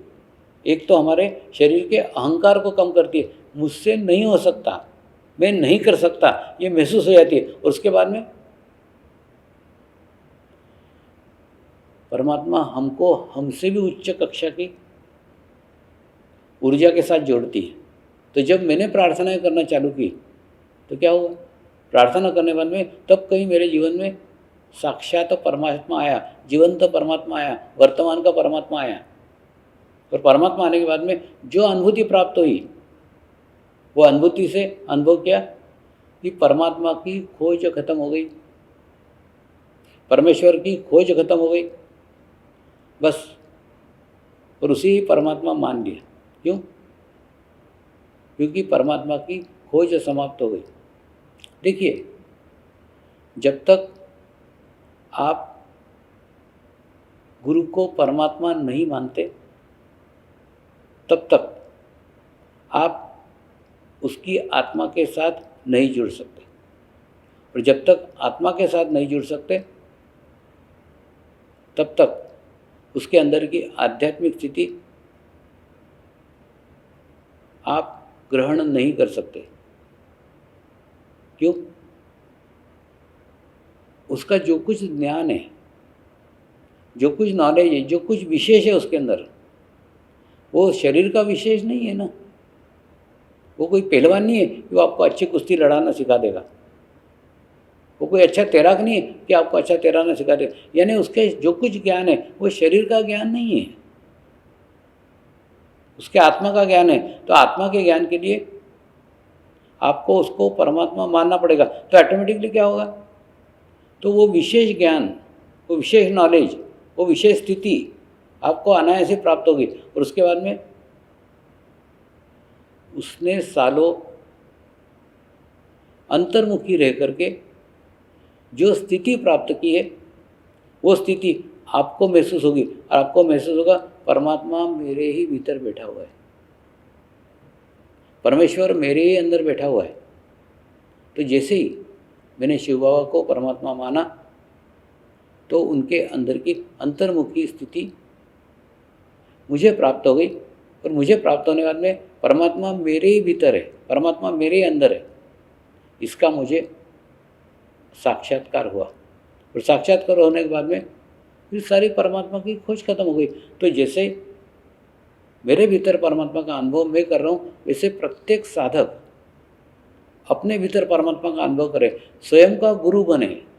यही समर्पण ध्यान संस्कार का मूल उद्देश्य है। लेकिन अपने भीतर के परमात्मा तक पहुँचने के लिए गुरु को परमात्मा मानना ही पड़ेगा। जब तक नहीं मानते तब तक अंतर्मुखी नहीं हो सकते। ये कैसी प्रक्रिया है? मुंह आपका है, चेहरा आपका है, काला है कि पीला है, वो देखने के लिए आपको मिरर की आवश्यकता है। जब तक मिरर नहीं होगा ना, आप आपका चेहरा होते हुए आपका चेहरा नहीं देख सकते। उसी प्रकार से परमात्मा आपके ही अंदर है, आपके भीतर है। लेकिन जब तक आईना रूपी गुरु हमारे जीवन में नहीं आता, और जब तक हम उसको परमात्मा नहीं मानते, तब तक हमारे भीतर का परमात्मा तक हम नहीं पहुंच सकते। आईना होने से कुछ नहीं होता। आईना होने के बाद आईने के सामने आपको आपका चेहरा लाना ही पड़ेगा। आईना यहाँ रखा है, आप चेहरा यहाँ रखोगे और बोलोगे मुझे मेरा चेहरा दिखना चाहिए, दिखेगा क्या? कभी नहीं दिखेगा। आईने के सामने लाना पड़ेगा, आपके चेहरे को आईने के सामने समर्पित करना पड़ेगा। आईना अगर इतने 2x2 का है, आपको भी आपका चेहरा 2x2 के अंदर लाना पड़ेगा। आईना नहीं तुम्हारे आगे आगे पीछे दौड़ेगा। तुमको आईने के सामने आना पड़ेगा, तुमको आईने के सामने झुकना पड़ेगा, तुमको आईने के सामने समर्पित करना पड़ेगा। जब ऐसा करोगे ना, तभी तुमको तुम्हारा चेहरा दिखेगा। बिल्कुल ठीक ऐसा ही। गुरु नहीं तुम्हारे पीछे दौड़ेगा, तुमको गुरु के सामने जाना पड़ेगा, तुमको गुरु को समर्पित करना पड़ेगा, तुमको गुरु को परमात्मा मानना पड़ेगा। तब जाकर के तुम्हारे भीतर का परमात्मा जागृत होगा और परमात्मा की खोज खत्म हो जाएगी। जिन संतों ने, जिन महात्माओं ने कहा है ना, मुझको कहाँ ढूंढ रे बंदे, मैं तो तेरे पास हूँ। तो कौन सा पास है? कौन पास है? ये क्यों कहा है? क्यों? क्योंकि उन्होंने अनुभव किया था कि परमात्मा मेरे ही भीतर है, मेरे अंदर है। अब जैसे शिरडी के साईं बाबा ने, उन्होंने कहा कहाँ परमात्मा को ढूंढने जा रहे हो? परमात्मा इत्था इत्था। यानी जो उन्होंने कहा था ना, वही बात। मैं कोई नई बात नहीं कह रहा हूँ, सिर्फ आपको उन बातों को याद दिला रहा हूँ। और वो बातें कितनी सत्य है, कितनी सच है, उसका एहसास करा रहा हूँ। तो अगर आप भी महसूस करोगे ना, तो आपको महसूस होगा परमात्मा आपके भीतर है। और जब परमात्मा पे विश्वास हो जाएगा, परमात्मा मेरे ही भीतर है, मेरे ही अंदर है, तब किसी बाहरी साधनों की आवश्यकता ही नहीं रहेगी। कहीं बाहर जा कर के परमात्मा को खोजना, परमात्मा को ढूंढना, परमात्मा को भटकना सब बंद हो जाएगा और कोई वस्तुओं की कोई आवश्यकता नहीं रहेगी। होता है ना, कई लोग ये अंगूठी पहन लेते, वो अंगूठी पहन लेते, ये हार पहन लेते, ये पहन लेते, वो दुनिया भर के पहन लेते ताकि परमात्मा तक पहुँच सके। इन सब माध्यमों की भी आवश्यकता नहीं रही, सब छूट जाएगी। देखो मेरे हाथ में दिख रहा है कुछ नहीं है, कुछ भी नहीं है। क्यों? क्योंकि परमात्मा को अंदर अनुभव कर रहे हैं। तो परमात्मा के पाने के लिए हम स्वावलंबी बनो। परमात्मा के लिए आप दूसरे के ऊपर डिपेंड, किसी वस्तु पर डिपेंड मत रहो, किसी व्यक्ति पर डिपेंड मत रहो, किसी गुरु पर डिपेंड मत रहो, किसी स्थान पर डिपेंड मत रहो। आप स्वावलंबी बनो कि परमात्मा आपके भीतर है, आपके अंदर है, वो आपको अनुभव होगा ही। तो इसलिए गुरु सानिध्य के लिए आवश्यकता नहीं कि गुरु के पास में ही रहा जाए। गुरु के दूर रह करके भी उस सानिध्य को प्राप्त कर सकते हैं। होता है ना, कई बार लोग आकर के गुरु के एकदम पैर पड़ते हैं। क्या आवश्यकता है? कोई आवश्यकता नहीं है। अरे बाबा, गुलाब की सुगंध जब दूर से ली जा सकती है तो गुलाब को मसलने की ज़रूरत क्या है? उसको कष्ट देने की ज़रूरत क्या है? उसके पैर पड़ना, उसके पैर को टच करना, उसके शरीर को टच करना है नहीं क्या? आप अपनी खराब ऊर्जा उसके अंदर डाल रहे हो, तो वो डालने की ज़रूरत क्या है? उस ऊर्जा को दूर से ग्रहण करो ना। दूर से भी ली जा सकती है। तो गुलाब की सुगंध अगर दूर से ली जा सकती है तो उसके पास जाने की आवश्यकता ही नहीं है। ठीक वैसे ही दो ही बातें समझ लो कि गुरु तत्व परमात्मा का चैतन्य है, परमेश्वर का चैतन्य है, और वो चैतन्य जिस माध्यम से बहता है उस माध्यम को हम परमात्मा मानते हैं। अगर मानेंगे तो उस चैतन्य तक पहुँचेंगे। और दूसरा, गुरु के सानिध्य के लिए आवश्यकता नहीं है कि आप गुरु के पास में ही रहो। आप कहीं पे भी रह करके अगर गुरु कार्य करते रहते हो तो अनजाने में आप गुरु के सानिध्य में ही हो और उसका सानिध्य आपको महसूस होगा।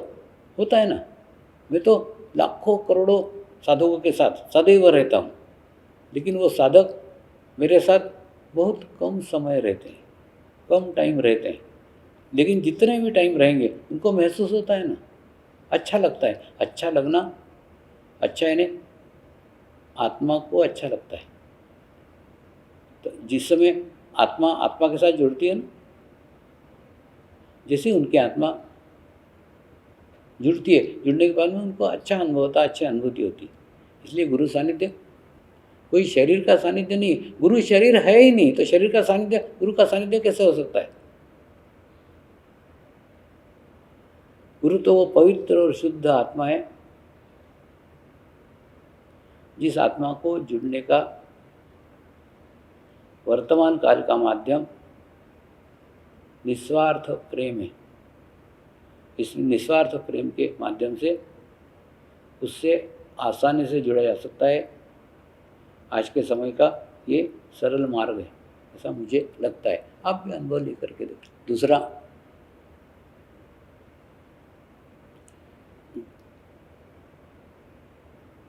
हिंदुस्तान की संस्कृति में जो जीवंत परमात्मा का बात है ना, वो अन्य कहीं पे भी नहीं, दुनिया में कहीं नहीं। एक बार विनोबा भावे जी ने गीता लिखी और गीता लिखने के बाद में उनके शिष्यों ने उनको कहा कि इसको हम एक हिंदुओं का ग्रंथ करके पब्लिश करेंगे। तो उन्होंने कहा, गीता किसी धर्म विशेष के लिए नहीं है, गीता सर्वसामान्य मनुष्य के लिए, प्रत्येक मनुष्य मात्र के लिए उसके लिए उपदेश है। तो इसलिए उसको हिंदुओं का ग्रंथ कह करके उसकी पवित्रता कम मत करो। हिंदू कोई धर्म नहीं है। हम कहते हैं हिंदू धर्म नहीं है। हिंदू एक संस्कृति है और वो संस्कृति विशाल है, प्राचीन है, और वो हिंदू संस्कृति दुनिया की एकमात्र संस्कृति है जिस संस्कृति में जीवंत परमात्मा का उल्लेख है। बोलते ना, गुरुर ब्रह्मा गुरुर विष्णु गुरुर देवो महेश्वरा गुरुर साक्षात परब्रह्म तस्मै श्री गुरु नमः। यानी साक्षात अगर परमेश्वर कहीं है, साक्षात अगर परमात्मा कहीं है, तो वो गुरु के माध्यम से, गुरु साक्षात परब्रह्म है। यानी जीवंत परमात्मा का साक्षात्कार केवल हिंदू संस्कृति में ही बताया गया है, बाकी कहीं नहीं, दुनिया में कहीं नहीं है। दुनिया में जहाँ भी परमात्मा के माध्यम है, सब माध्यम जो हो चुके हैं वो, जो वर्तमान में नहीं है वो, लेकिन वर्तमान में परमात्मा का माध्यम है, ऐसा केवल हिंदू संस्कृति में है। हिंदू धर्म मत समझो, हिंदू संस्कृति है। दूसरा, वसुधैव कुटुंबकम की कल्पना केवल हिंदू संस्कृति में और कहीं पे भी नहीं है। सारा विश्व एक कुटुंब है, इतनी विशाल बात कही गई है। ये दोनों बातें बहुत विशेष हैं। यानी परमात्मा, परमेश्वर जो विश्व चेतना है, वो विश्व चेतना हमको साक्षात वर्तमान रूप में भी प्राप्त हो सकती है, मिल सकती है। वो माध्यम गुरु है, इसीलिए गुरु साक्षात परब्रह्म कहा गया है। तो ये मंत्र तो हम बचपन से सुनते आ रहे हैं, लेकिन उस मंत्र का साक्षात्कार हुआ है क्या? क्योंकि मैं भी बचपन से ये मंत्र सुनते आ रहा था, गुरु साक्षात परब्रह्म सुनते आ रहा था, लेकिन सुनना कान से होता है, शरीर से होता है, मानना आत्मा से होता है। तो जब मेरे गुरुदेव ने मुझे अनुभूति कराई, जब उनकी अंतर्मुखी शक्तियाँ मुझे प्राप्त हुई, तो गुरु साक्षात परब्रह्म जो कहा जाता है उसका अनुभव हुआ, उसको अनुभूति हुई। तो हिंदू संस्कृति एक ऐसी संस्कृति है जिसके अंदर जीवंत परमात्मा का कंसेप्ट है। जीवंत परमात्मा मिल सकता है ऐसा बताया गया। ऐसा कोई भी अन्य उपासना पद्धति में नहीं है, अन्य कहीं भी संस्कृति में नहीं है। लेकिन केवल वो मंत्र को बोलना, उस कर्मकांड में लगना से भी ऊपर जाने की आवश्यकता है।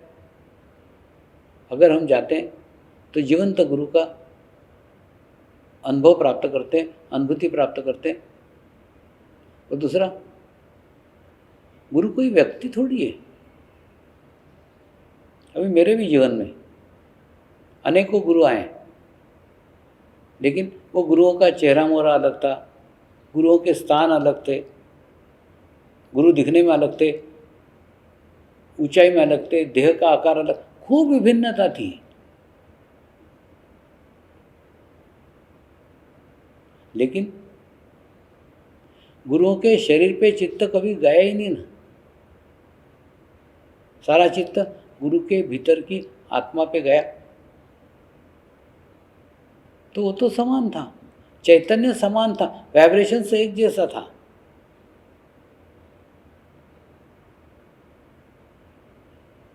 तो कभी ऐसा महसूस ही नहीं हुआ कि ये गुरु अलग है और वो गुरु अलग है।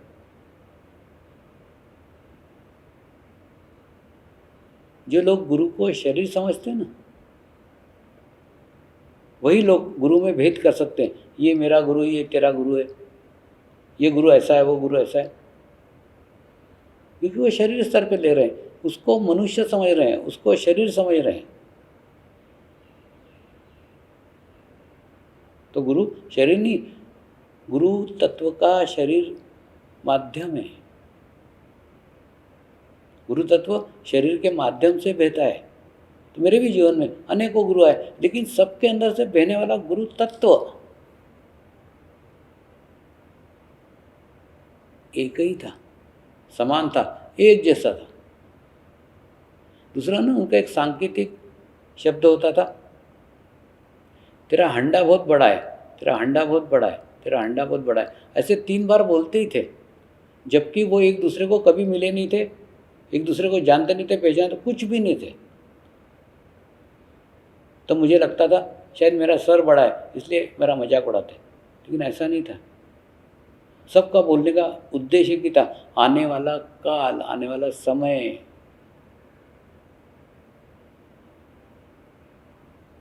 वो जानते थे कि इस शरीर के माध्यम से इसके भीतर जो आत्मा है, उस आत्मा से लाखों लोगों को अमृत पान होने वाला है, लाखों लोगों को परम चैतन्य मिलने वाला है, लाखों लोगों को चैतन्य की प्राप्ति होने वाली है। तो मेरा शरीर बड़ा नहीं था, मेरा हंडा मतलब मेरी आत्मा। वो कोई मेरे शरीर को नहीं देखते थे, ना मेरे सर को देखते थे। मेरे शरीर से उनका भी संबंध नहीं था, उनका भी चित्त शरीर पे नहीं था, उनका भी चित्त मेरे आत्मा के ऊपर था। तो वो आत्मा को हंडा बोलते थे, लेकिन उस समय वो बात समझ में नहीं आई। आज जब लाखों आत्माएं ध्यान के माध्यम से जुड़ी, तो अनुभव हुआ, क्यों कहते थे तेरा हंडा बहुत बड़ा है, तेरा हंडा बहुत बड़ा है, तेरा हंडा बहुत बड़ा है। तो थोड़ा समझ लो, गुरु तत्व शरीर नहीं है, गुरु तत्व वो चैतन्य शक्ति है, वो विभिन्न शरीरों से समय समय पे बहते रहती है। और उस वर्तमान के शरीर के बारे में केवल हिंदू संस्कृति में बात की हुई है। हिंदू संस्कृति में कहा गया है गुरु साक्षात परब्रह्म, यानी परमात्मा अगर वर्तमान में है, प्रेजेंट में है, तो गुरु के रूप में। ये गुरु का महत्व है, और ये गुरु तत्व का और गुरु का अंतर है। गुरु माध्यम है, गुरु तत्व शाश्वत है, कल भी था, आज भी और कल भी रहेगा। स्वामी जी को मेरा प्रणाम। मेरा आपसे यह प्रश्न है कि किसी समाधिस्थ सद्गुरु की समाधि का रखरखाव कैसे हो ताकि वहाँ का चैतन्य बना रहे? कृपया आपके मार्गदर्शन के लिए अभिलाषी हूँ। स्वामी जी नमस्कार। देखिए, पहले समाधि और स्मृति स्थल, इन दोनों का अंतर समझने की आवश्यकता है। स्मृति स्थल यानी क्या? एक गुरु का दाह संस्कार किया और उसकी अस्थियां इकट्ठा करके लाके रखी और एक स्थान पे उसको संजोया, एक स्थान पे उसको रखा और उसके ऊपर उसकी समाधि बनाई, उसकी यादगार बनाई। तो ये स्मृति स्थल है, ये समाधि नहीं है। और स्मृति स्थल पे हम याद कर सकते हैं, उस स्थान पे आकर उसको याद करने का, गुरु के उपदेशों को याद करने का,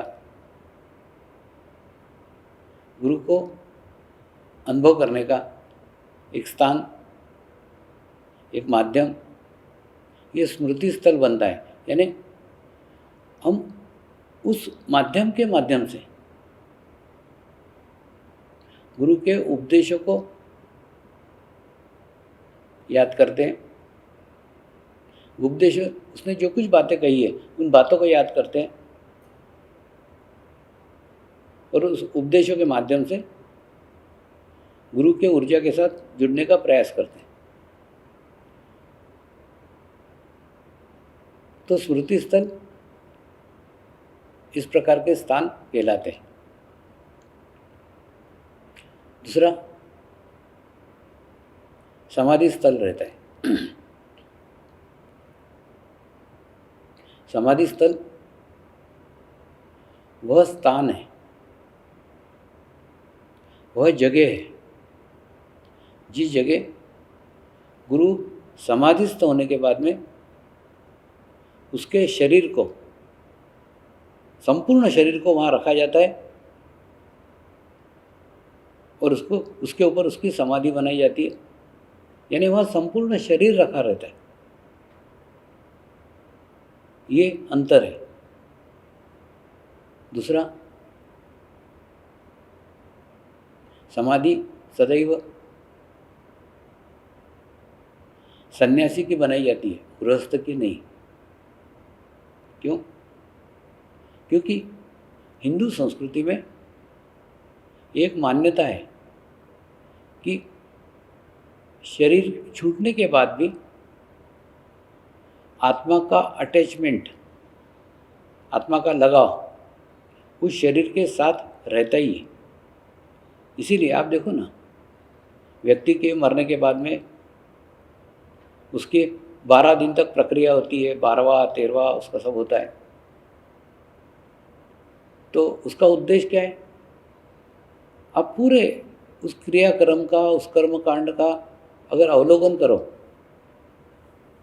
तो कर्मकांड का केवल एक ही उद्देश्य रहता है, वो आत्मा को सद्गति प्रदान करना।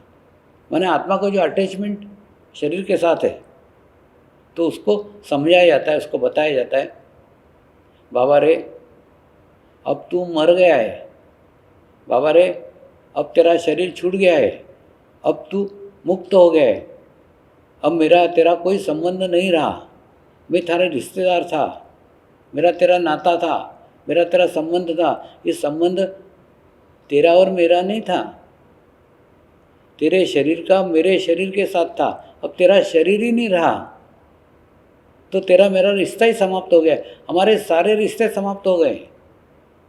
हमारा परिवार अब तेरा परिवार नहीं रहा।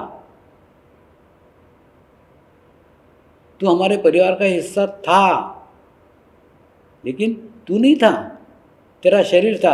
अब शरीर ही नहीं रहा तो तू भी नहीं रहा। अब तेरा हमारे से कोई भी संबंध नहीं है, हमारे परिवार से कोई भी संबंध नहीं है, हमारे से तेरा कोई भी रिश्ता नहीं है, हम तेरे कोई भी नहीं है, तू हमारा कोई भी नहीं है। तेरे साथ हमारे जो कुछ संबंध थे, तेरे साथ हमारे जो कुछ रिश्ते थे, वो सब रिश्ते केवल और केवल शरीर के स्तर के ऊपर थे। हमारे परिवार में तूने जन्म लिया, इसलिए तू हमारे परिवार का सदस्य था। अब शरीर नहीं रहा तो तू परिवार का सदस्य भी नहीं रहा। तू तेरे सद्गति को प्राप्त कर, तो अपने अगले गति को प्राप्त कर। क्या होता है? शरीर के छूटने के बाद में भी जहाँ शरीर छूटा है ना, आत्मा वो शरीर के आसपास आसपास आसपास मंडराती रहती, उसको पता ही नहीं चलता है कि मैं मर गया हूँ। वो देखते रहती, अरे ये क्यों रो रहे हैं, ये हल्ला क्यों मचा रहे हैं, ऐसा क्यों हो रहा है। सबको देखते रहता है, सबका निरीक्षण करते रहता है, लेकिन उसको ये समझ में नहीं आता कि वो मर गया है, उसका शरीर छूट गया, वो ही समझ में नहीं आता। तो वो समझ में नहीं आने के कारण कई बार शरीर के साथ अटैचमेंट रहता है, तो वो अटैचमेंट नहीं रहे। इसीलिए हिंदू संस्कृति में उस शरीर को ही नष्ट कर देते, वो शरीर को ही नाश कर देते, शरीर को ही जला डालते। जला डालते मतलब ना रहेगी बांसुरी, ना बजेगा बांस, माने वो शरीर को नष्ट कर दिया तो ऑटोमेटिकली उसका अटैचमेंट खत्म हो जाएगा, और अटैचमेंट खत्म हो जाएगा तो वो अगले गति को जाएगा, सदगति को जाएगा। ये अटैचमेंट उसके मार्ग की बाधा है। उस बाधा को रोकने के लिए हिंदू संस्कृति में शरीर को नष्ट कर देते, शरीर को जला देते। लेकिन एक ऐसा सन्यासी जिसका अपने जीवन काल में किसी के साथ अटैचमेंट नहीं है,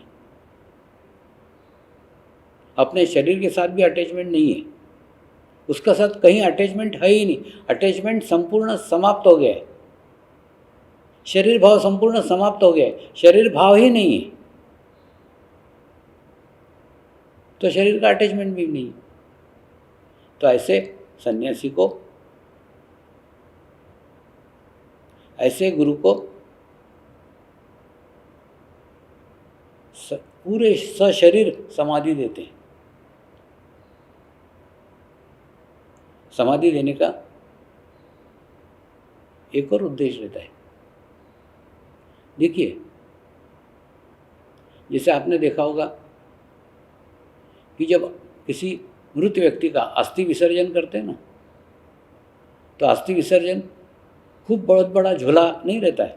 अस्थि विसर्जन एक छोटी सी मटकी रहती है, वो मटकी में उसके सारी अस्थियाँ आ जाती है और वो अस्थियों को गंगा नदी में विसर्जित करते हैं। यानी अनेकों अस्थियाँ जलने के बाद में नष्ट हो जाती है, यानी पूर्ण शरीर नहीं रहता। लेकिन जब किसी सन्यासी को, किसी गुरु को समाधिस्थ करते हैं तो पूरा शरीर वहाँ रखा रहता है। और देखिए, जिस प्रकार से हम कोई मधुर संगीत किसी ऑर्केस्ट्रा का सुनते हैं तो उसके अंदर सारे वाद्य रहते हैं, सारे वाद्य मिलकर के वो संगीत बनता है, कोई एक वाद्य का नहीं रहता है। ठीक उसी प्रकार से जब संपूर्ण शरीर वहाँ पे रखा गया है तो संपूर्ण शरीर की एक आभा, संपूर्ण शरीर का एक संगीत, चैतन्य का संगीत, वाइब्रेशंस का संगीत उस शरीर में से निरंतर बहते रहता है। वहाँ वो शरीर रखा रहता है जो शरीर अपने जीवन काल में लाखों लोगों के साथ जुड़ा, और लाखों लोग उस शरीर के साथ जुड़े, तो उसके कारण वहाँ पे खूब चैतन्य रहता है, खूब वाइब्रेशंस रहता है। और जैसे ही आप उसके सानिध्य में जाते हैं तो वैसे ही आपको वो चैतन्य प्राप्त होता है। ये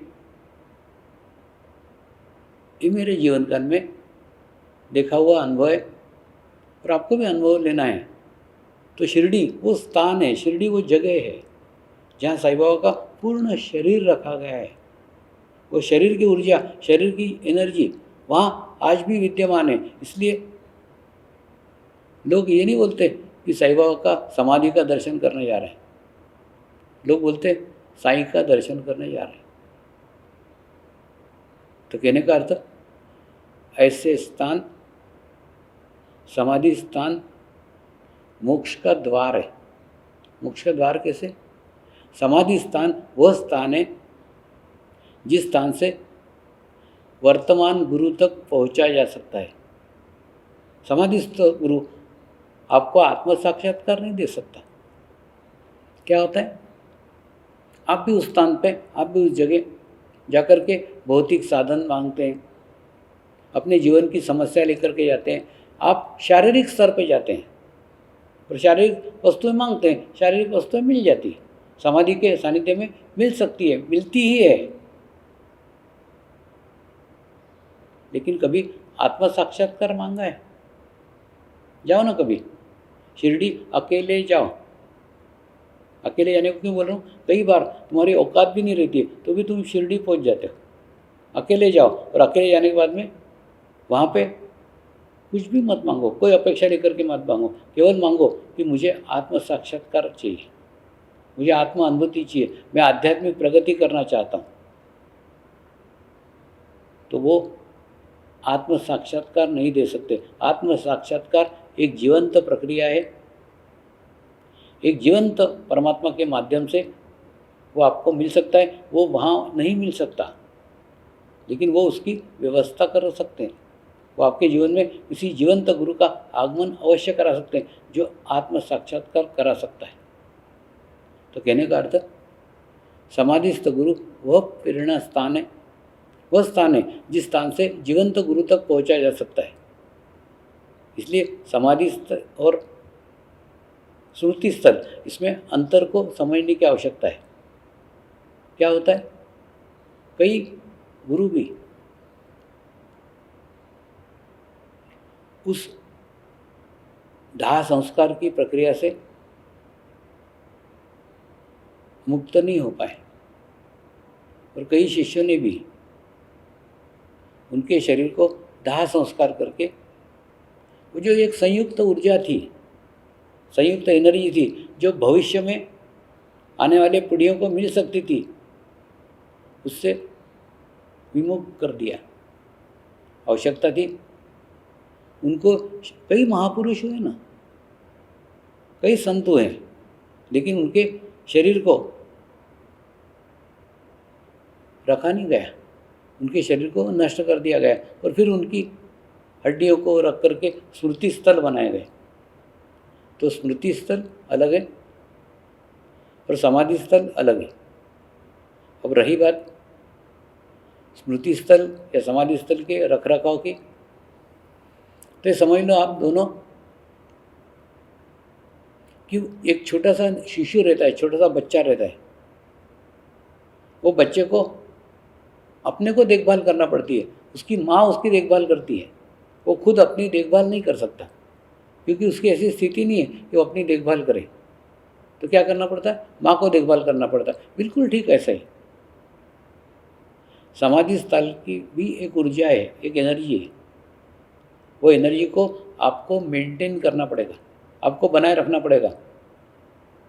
तो बनाने के लिए आवश्यकता है उसके आसपास सदैव पवित्र वातावरण रहे, सदैव शुद्ध वातावरण रहे, और वहाँ वही व्यक्ति आए जिनका चित्त समाधि की ऊर्जा के ऊपर हो, समाधि की एनर्जी के ऊपर हो, समाधि के चैतन्य के ऊपर हो। तो ऐसे व्यक्ति जितने आएंगे, जितने लोग आएंगे, जितने भाव से आएंगे, उतने ही उस स्थान की ऊर्जा, उस स्थान की शक्ति बढ़ती जाएगी।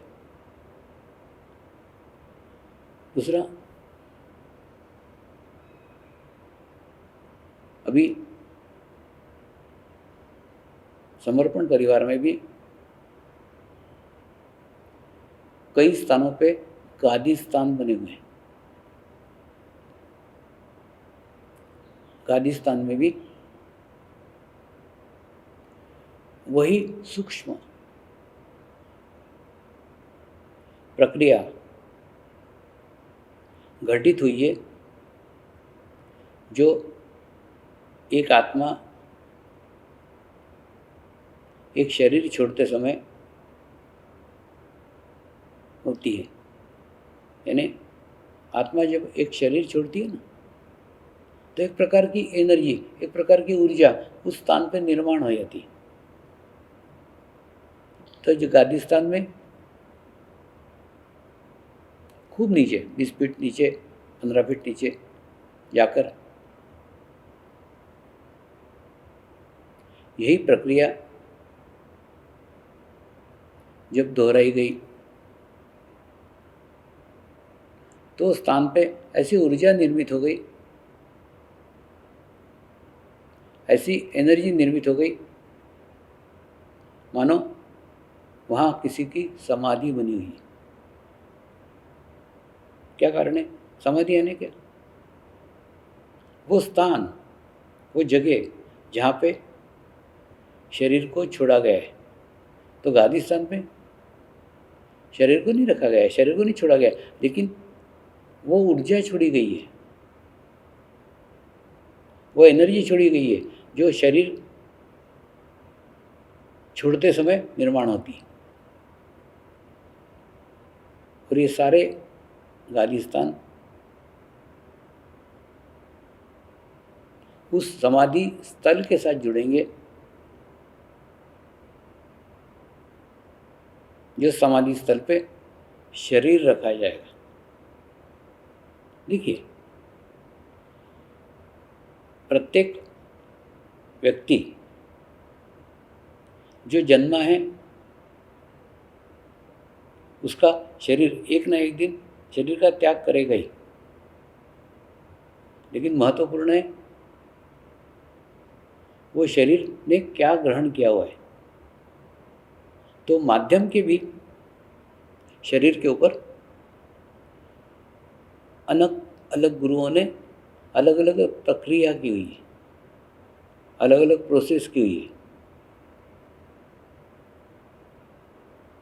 यही प्रक्रिया, यही प्रोसेस जो की है ना, वो शरीर पे की है, लेकिन शरीर स्तर पे नहीं की है। इसी कारण वो शरीर का भी एक रोल है, शरीर का भी एक कार्यक्षेत्र है। वो कार्यक्षेत्र माध्यम के समाधि स्थल के बाद प्रारंभ होगा। माध्यम का समाधि स्थल बनेगा, समाधि स्थान बनेगा, जहाँ माध्यम का संपूर्ण शरीर रखा जाएगा। और वहाँ पे माध्यम की जीवन की गुरु कार्य की दूसरी इनिंग प्रारंभ होगी। जैसे रहती ना क्रिकेट में पहली इनिंग रहती है, दूसरी इनिंग रहती है, वैसे एक स्थूल शरीर का गुरु कार्य वो समाधि स्थल तक रहेगा। समाधि होने के बाद में फिर सूक्ष्म शरीर का गुरु कार्य प्रारंभ होगा। वो खूब विशाल है, खूब बड़ा है, जिसकी आप कल्पना भी नहीं कर सकते। क्योंकि क्या है, स्थूल शरीर का एक लिमिटेशन है, एक सीमा है। वो सीमा के बाहर जाकर के वो कार्य नहीं कर सकता है। लेकिन सूक्ष्म शरीर का कोई सीमा नहीं है, वो अपार है, खूब बड़ा है, विशाल है। मैं आपको 2 उदाहरण से बताता हूँ। जैसे शरीर के द्वारा हो रहा है गुरु कार्य, यानी एक वाटरफॉल, एक झरना जो एक निश्चित स्थान पे, निश्चित जगह ही बह रहा है। वो झरना अपना स्थान छोड़ करके जा नहीं सकता, वो निश्चित स्थान में, निश्चित सीमा में बन रहा है। शरीर की एक सीमा है, उस सीमा का पालन वो भी कर रहा है, उसी स्थान पे बह रहा है। तो झरने के सामने आप जाकर के अपना एक कमरा बना लो और झरने की रोज़ पूजा करो, रोज़ झरने की आरती करो, झरने को रोज़ प्रार्थना करो, मुझे स्नान करा दे, मुझे स्नान करा दे, मुझे स्नान करा दे। झरना स्नान नहीं करा सकता, क्योंकि झरना एक सीमा के साथ बंधा हुआ है, एक जगह के साथ बंधा हुआ है।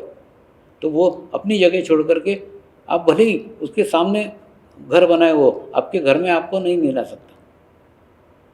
लेकिन अगर आप अपने घर की सीमा छोड़ करके उस झरने के नीचे जाके बैठ जाओ तो स्नान घटित हो जाएगा, प्रार्थना करने की भी आवश्यकता नहीं है।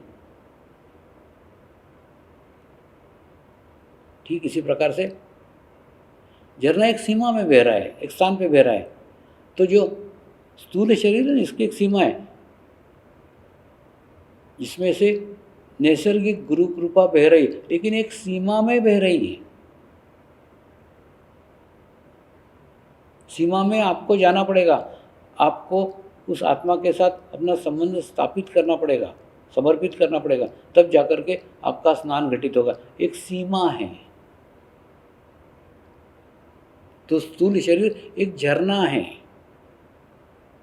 और सूक्ष्म शरीर तो वो विशाल बरसात है जो विश्व भर में कहीं पे भी कभी भी बरस सकती है। उसका क्षेत्र खूब बड़ा है, खूब विशाल है, उसकी कोई सीमा नहीं है, कोई लिमिटेशंस नहीं है, कोई स्थान नहीं है, कोई जगह नहीं है। आप आपके घर में बैठ के भी इच्छा करो कि मेरे को स्नान हो जाना चाहिए, आपका स्नान आपके घर में भी घटित होगा। तो सूक्ष्म शरीर का इतना विशाल है। दूसरा, समाधिस्थ गुरु और वर्तमान का गुरु, इसमें अंतर है। वर्तमान के समय में, वर्तमान काल में माध्यम आपका हाथ पकड़ करके चल रहा है। आप इधर उधर नहीं भागे, आप रॉन्ग तरीके से रास्ता नहीं क्रॉस करें, इसलिए आपका हाथ पकड़ा हुआ है, एकदम जबरदस्ती पकड़ा हुआ है। क्यों?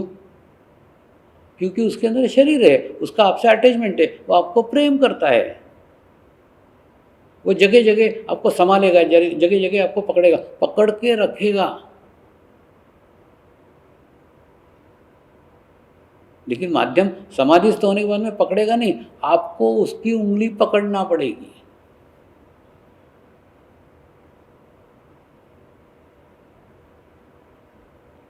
तो जीवंत गुरु आपका हाथ पकड़ के चलता है, आपको हाथ पकड़ के अपने साथ लेके चलने का कोशिश करता है।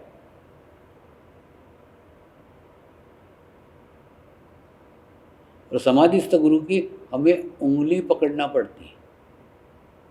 उंगली पकड़ना पड़ती है नहीं, अगर आपकी उंगली छूट गई तो गए आप, वो आपको कुछ नहीं पकड़ेगा, उसके पास पकड़ है ही नहीं।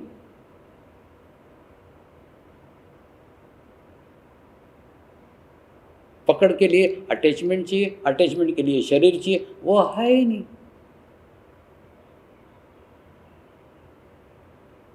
तो अगर माध्यम के जीवन काल में जहाँ उसने आपका हाथ पकड़ा है तब भी आप सीधे रास्ते नहीं चल सके,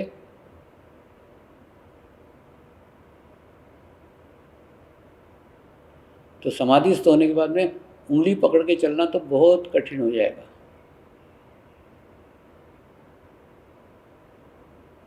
इस दुनिया के बाजार में अनेकों आकर्षण हैं, अनेकों घटनाएं हैं जो आपको उंगली छोड़ने के लिए विवश कर देगी।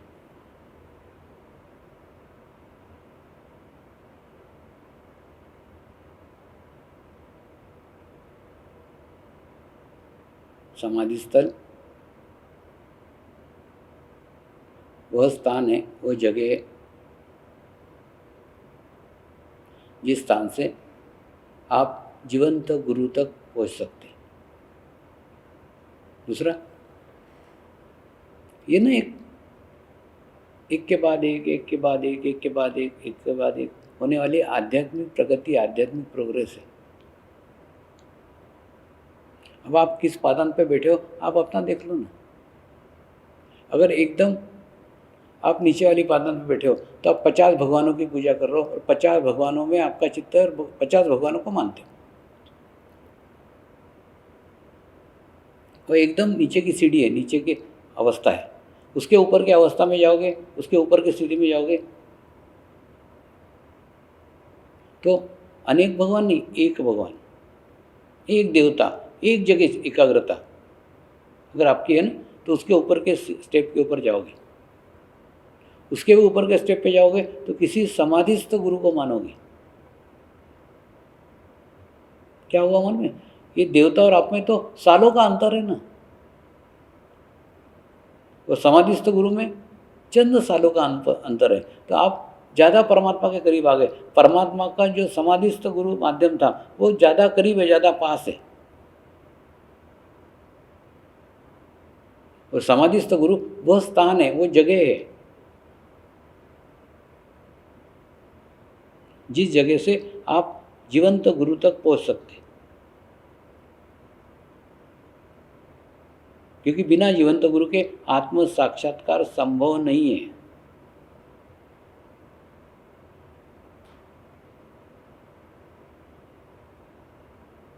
दूध पीने के लिए जीवंत गाय की आवश्यकता है। दूसरा, जीवंत गुरु भी अंतिम नहीं है। आध्यात्मिकता की सबसे उच्च पादान जीवंत गुरु नहीं है। जीवंत गुरु तो आईना है जिसमें हमको हमारा चेहरा देखने का है।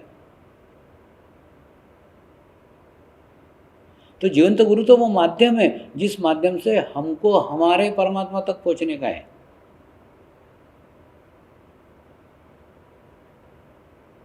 परमेश्वर हमारे भी भीतर है, हमारे ही अंदर है, लेकिन हमको अंतर्मुखी करने वाला कोई माध्यम जब तक हमारे जीवन में नहीं आता तब तक हम अंतर्मुखी हो ही नहीं सकते। क्यों नहीं हो सकते? क्योंकि जीवन में कभी हो ही नहीं ना। दूसरा, आप देखो ना, जैसे हम पैदा होते बराबर नर्स को देखते हैं, फिर डॉक्टर को देखते हैं और देखते सारी दुनिया को देखते, सारा विश्व का ज्ञान, विश्व का नॉलेज हम ले लेते हैं, अपना ज्ञान छोड़ करके, अपना नॉलेज छोड़ करके। तो कोई भी ऐसा माध्यम नहीं ना जो हमको हमसे मिला दे, हमको अंतर्मुखी करते। वो केवल एक है, और वो एक ही है। जिस प्रकार से देह की, शरीर को जन्म देने वाली एक ही माँ होती है, उसी प्रकार से आत्मा को भी जन्म देने वाली एक ही माँ होती है। वही माँ जब आपके जीवन में आती है, आपके आत्मा का जन्म होता है, आत्मा साक्षात्कार मिलता है। उसके बाद में आप उसे परमात्मा मानते हो, और परमात्मा मानने के बाद में आपको आपके भीतर के परमात्मा तक पहुँचने का मार्ग, पहुँचने का रास्ता विकसित हो जाता है, और आप परमात्मा को अनुभव करते हो अंदर। तो ये अंतिम है, ये लास्ट है। तो समाधिस्थ गुरु भी वह स्थान है, वो जगह है जिस जगह से जीवंत गुरु तक पहुंचा जा सकता है।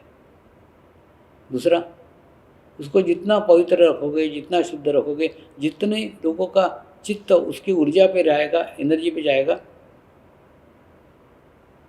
उतनी वो समाधि विकसित होती जाएगी। दूसरा, सामान्यतः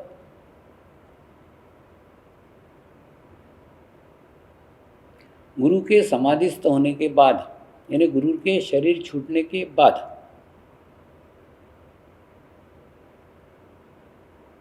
30 साल के बाद उसका सूक्ष्म शरीर एक्टिवेट हो जाता है। उसके बाद में उसका प्रचार प्रसार हो जाता है, उसकी उपदेशों की जानकारी लोगों को मिल जाती है, खूब लोग उसको मानने लग जाते हैं।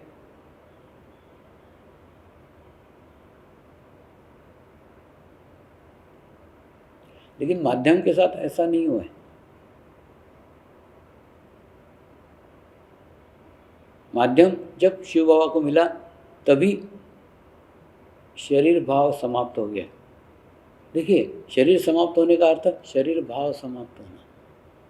शरीर भाव तभी समाप्त हो गया। तो बराबर उसके 30 साल तक कोई कार्य अधिक नहीं हुआ, विकसित नहीं हुआ। एक ही आश्रम था, दांडी आश्रम, बस एक आश्रम, बाकी कुछ नहीं था। लेकिन जैसे ही 30 साल पूर्ण हो गए, 30 साल के बाद में अनेकों आश्रम हो गए, अनेकों प्रदेशों में, अनेकों देशों के अंदर आश्रम खुल गए। क्यों? सूक्ष्म शरीर एक्टिवेट हो गया। ये सूक्ष्म शरीर का कार्य है।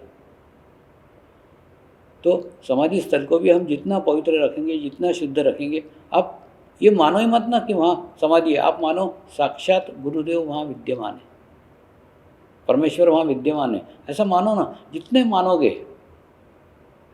उतना ही उनका प्रेजेंस, उनकी उपस्थिति आपको चैतन्य के रूप में अनुभव होगी। तो स्वामी जी, मेरी इच्छा है कि उस स्थान को पवित्र रखा जाए, शुद्ध रखा जाए।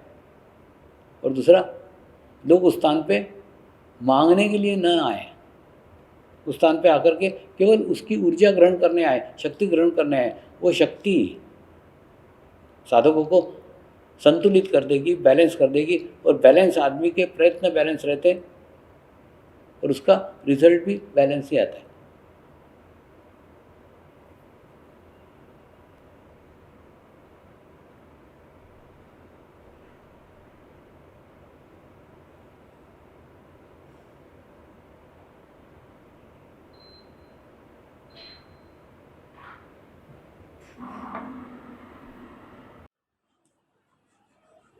स्वामी जी, आपने एक बार पालितना के आदिनाथ परमात्मा के नाभि चक्र के अंदर ऊर्जा के बारे में मार्गदर्शन किया था, तीर्थ की ऊर्जा के बारे में मार्गदर्शन किया था।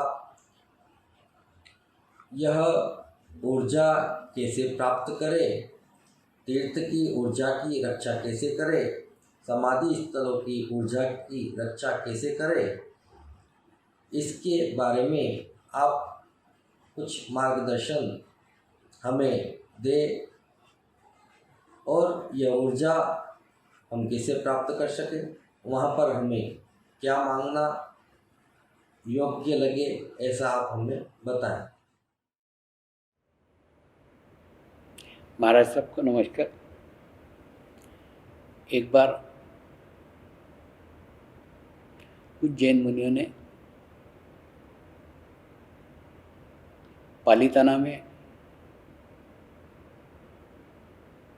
एक जैन मुनियों का शिविर आयोजित किया था और काफ़ी बड़ी संख्या के अंदर जैन मुनि और साध्वी उसमें शामिल हुए थे।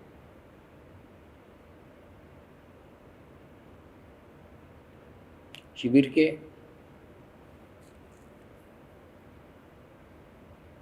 समाप्ति के पश्चात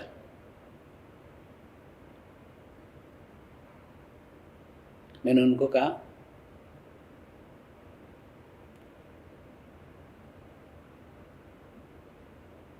ध्यान साधना में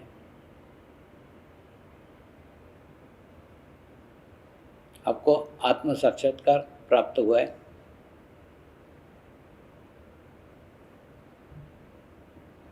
अब आप चैतन्य का ही अनुभव करने के लिए आज हम पालीताना के उच्च शिखर पे जाएंगे। जैसे होता है ना, एक थ्योरी के क्लासेस रहते हैं, एक प्रैक्टिकल के रहते हैं। वैसे थ्योरी के क्लासेस पूर्ण हो गए, तो हम प्रैक्टिकल करने के लिए पालीताना के आदिनाथ भगवान के मंदिर के पहले एक स्थान है जहाँ पर किसी की मजार बनी हुई है। उस स्थान के भी पास एक मंदिर है। उस मंदिर में बैठकर हम सब ने ध्यान किया, सब ने मेडिटेशंस किया। जब ध्यान किया ना, तो अनायास ही मेरा चित्त वो आदिनाथ भगवान के मूर्ति के ऊपर गया, तो महसूस हुआ उस मूर्ति में ना नाभि चक्र में वाइब्रेशंस रखे हुए। जब कभी उसकी प्राण प्रतिष्ठा की होगी ना, तो प्राण प्रतिष्ठा करते समय ये लक्ष्य रखा गया होगा कि नाभि के ऊपर चेतना को स्थापित किया जाए। तो जिन्होंने भी प्राण प्रतिष्ठा की, उन्होंने चैतन्य शक्ति को नाभि चक्र पे स्थापित किया। ये जो स्थापना रहती है ना, ये समय के अनुसार, परिस्थिति के अनुसार बदलते रहती है। तो उस समय की स्थिति, उस समय की परिस्थिति ऐसी होगी कि समाधान की, सेटिस्फेक्शन की अत्यंत आवश्यकता होगी, सामूहिकता अतृप्त होगी। इसीलिए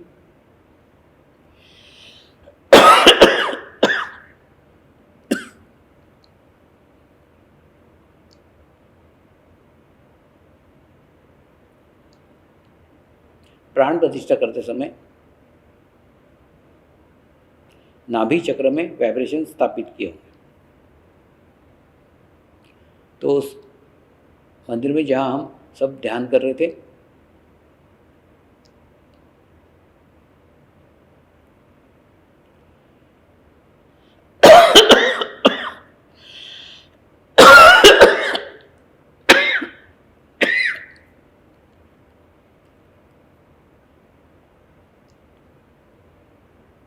वहाँ सभी जैन मुनियों को,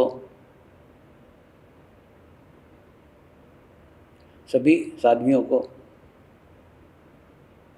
ये बात मैंने बताई कि आदिनाथ भगवान के नाभि चक्र में चैतन्य महसूस हो रहा है। तो आप जब हम चलेंगे तो आप अपना चित्त अपने नाभि पे केंद्रित कीजिए। तो नाभि पे केंद्रित करेंगे तो क्या होगा, जो चैतन्य उनके नाभि में स्थापित है, वो चैतन्य आपको आपके नाभि में भी महसूस होगा। तो हम धीरे धीरे धीरे धीरे पगतियाँ चढ़ते हुए मंदिर में पहुँचे। मंदिर में खूब भीड़ थी, इसलिए पास में जाके दर्शन किए, लेकिन बाद में हम थोड़े दूर जा कर के सब लोग बैठ गए और सबको मैंने कहा अब अपन यहाँ ध्यान करेंगे, आप आपका चित्त अपने नाभि पे स्थिर रखिए। तो नाभि पे जैसे स्थिर रखा, करीब करीब सभी को अपने नाभि के ऊपर स्पंदन महसूस हुआ। स्पंदन यानी जैसे अपन देखते हैं नहीं, छोटा सा बच्चा रहता है, उसका तालू ऐसा लप लप लप लप लप चलता रहता है, स्पंदन उसका यहाँ चलता रहता है, वैसे ही स्पंदन सबको अपने नाभि पे महसूस हुआ। तो कई साध्वियों ने, कई साधुओं ने, कई मुनियों ने मुझे कहा स्वामी हम इतने साल से यहाँ पे आ रहे हैं, ये अनुभूति उनको कभी भी नहीं हुई। मैं उनको कहा कि वास्तव में क्या है, चैतन्य का खजाना कहाँ रखा हुआ है, चैतन्य का खजाना कहाँ स्थित है, जब तक उसका ज्ञान नहीं हो, जब तक उसका नॉलेज नहीं हो, तो दर्शन करना कोई मायना नहीं रखता ना।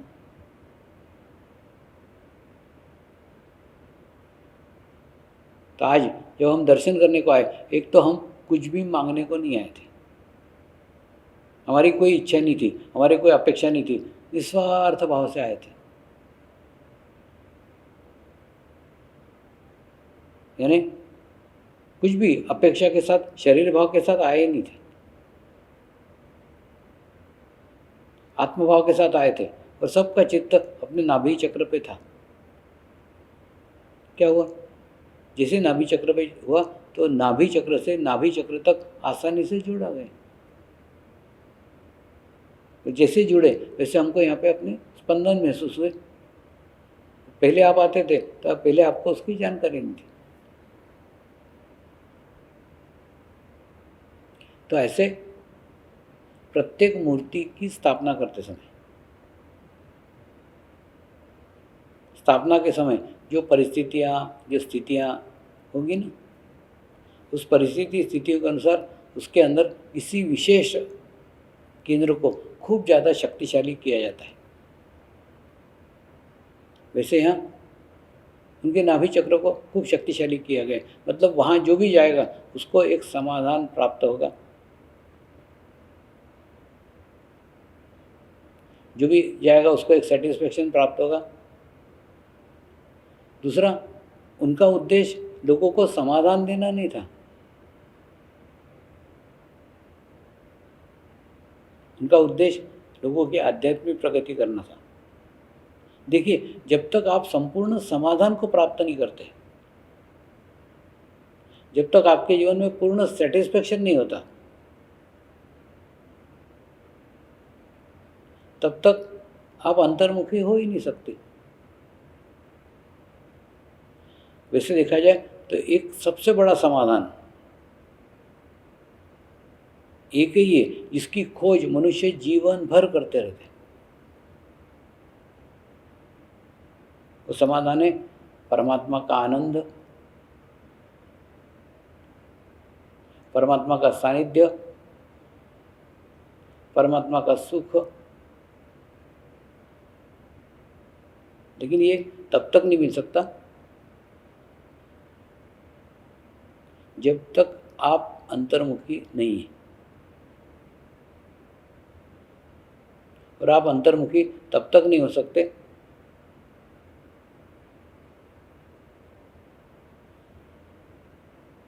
जब तक आप गुरु में परमात्मा को नहीं अनुभव करते, जब तक आपके जीवन में परमात्मा नहीं मिलता। परमात्मा मिलना जीवन का सबसे बड़ा समाधान है।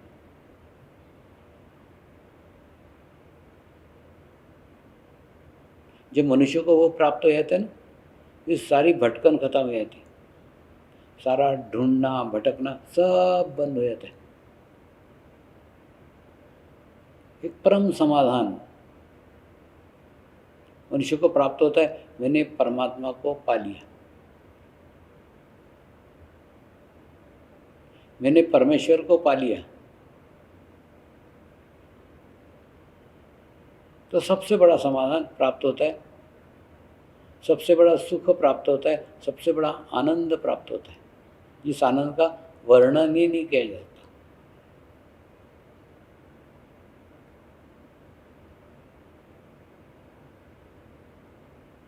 जिस सुख का कल्पना भी नहीं की सकती, ऐसा सुखों की अनुभूति होती है। तो ऐसी अनुभूति सभी दर्शन करने वाले लोगों को मिले, सब लोग अंतर्मुखी हो,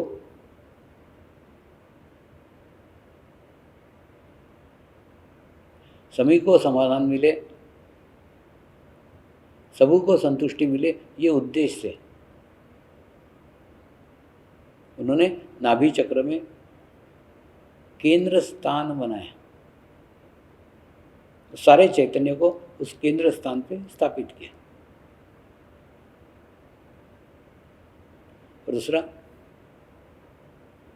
प्रश्न आता है, ऐसे स्थानों की ऊर्जा कैसे बनाए रखी जाए?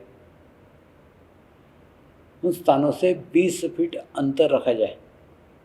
जो मूर्ति है कि नहीं, मूर्ति के बिल्कुल पास में, बिल्कुल न जाए, 20 फीट अंतर रखा जाए। देखिए, मूर्ति का भी हो रहा है ना, मूर्ति के वाइब्रेशन से उसको खुलने के लिए मौके की जगह तो दो। जगह देंगे तो उसका और विकसित होगा, जगह नहीं देंगे तो क्या होगा? इसलिए आप देखो ना, दक्षिण भारत के जितने प्राचीन मंदिर हैं, प्राचीन मंदिरों में आपको दर्शन खूब दूर से होते हैं, खूब 20 फीट 25 फीट दूर से दर्शन होते हैं।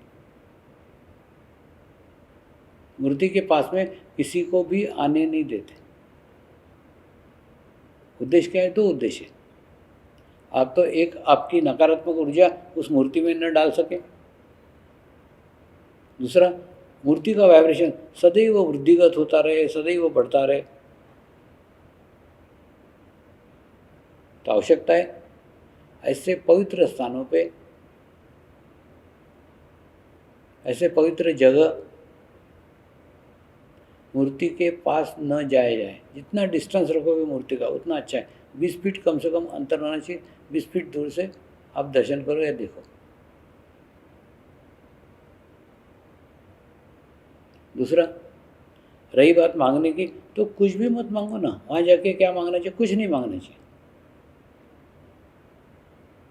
थोड़ा समझ लो, मांगना शरीर से होता है, मांगता शरीर। आत्मा कुछ मांगती है क्या? आत्मा कभी कुछ नहीं मांगती। आत्मा साक्षात परमात्मा है, वो कभी कुछ नहीं मांगता। वो क्या मांगेगा और तुम क्या दोगे उसको?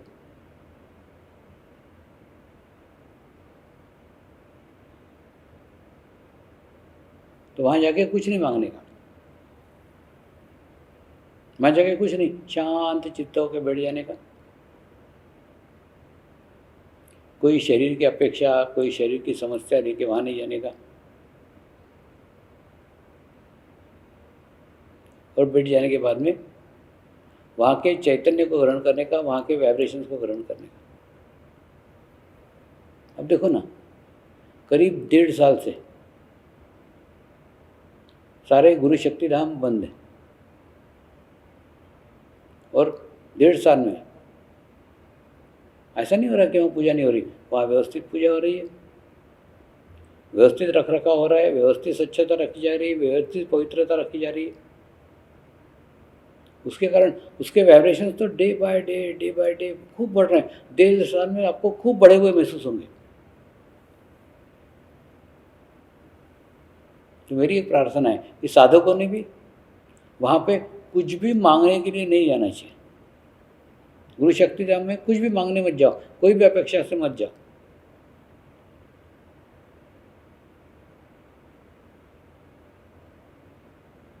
जो कुछ मांग गए, जो भी अपेक्षा है, वो सब आश्रम के गेट के बाहर छोड़ दो,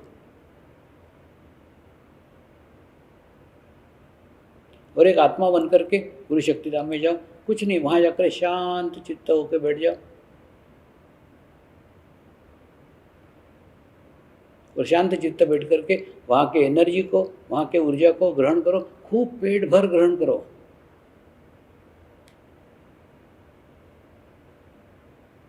संजो, संभालो उसको, तो आप इतने संतुलित हो जाओगे, इतने बैलेंस हो जाओगे, इतने शक्तिशाली हो जाओगे कि आपकी समस्या आप स्वयं ही दूर कर लोगे। एक नहीं, सारी समस्याएं हल हो जाएगी, सारे प्रॉब्लम हल हो जाएंगे। करके तो देखो।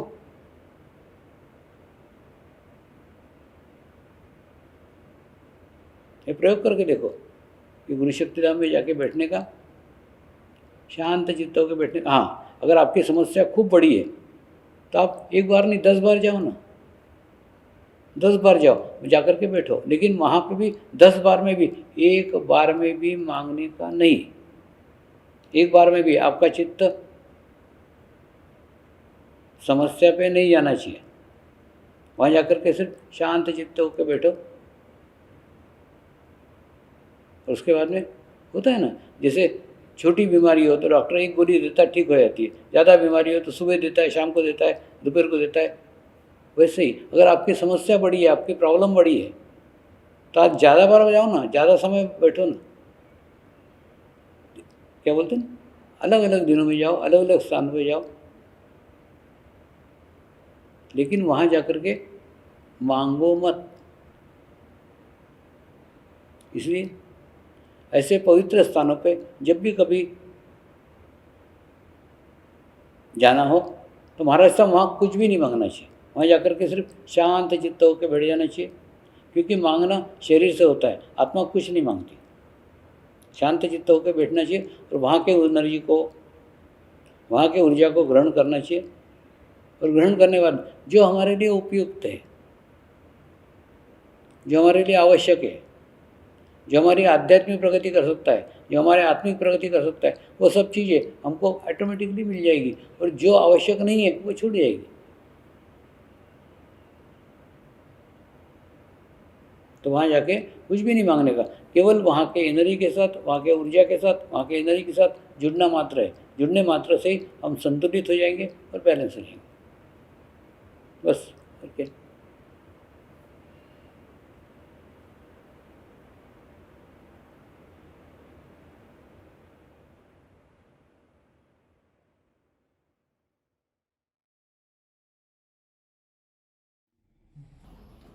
जय बाबा स्वामी श्री गोपाल स्वामी जी, पूर्ण नमस्कार आपको करता हूँ, प्रणाम स्वीकार करो।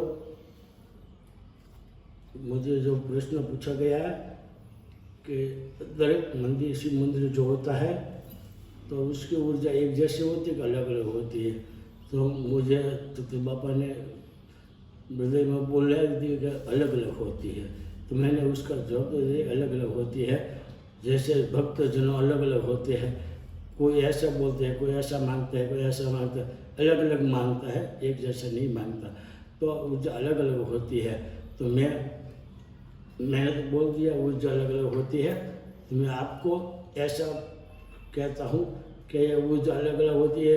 आप जो कहो तो थोड़ा मुझे जानना मिलेगा कि ऊर्जा अलग अलग होती है। मैंने तो बोल दिया कि वो अलग अलग होती है। तो आपको मैं पूछता हूँ कि ऊर्जा अलग अलग होती है तो कैसे होती है, क्या होता है?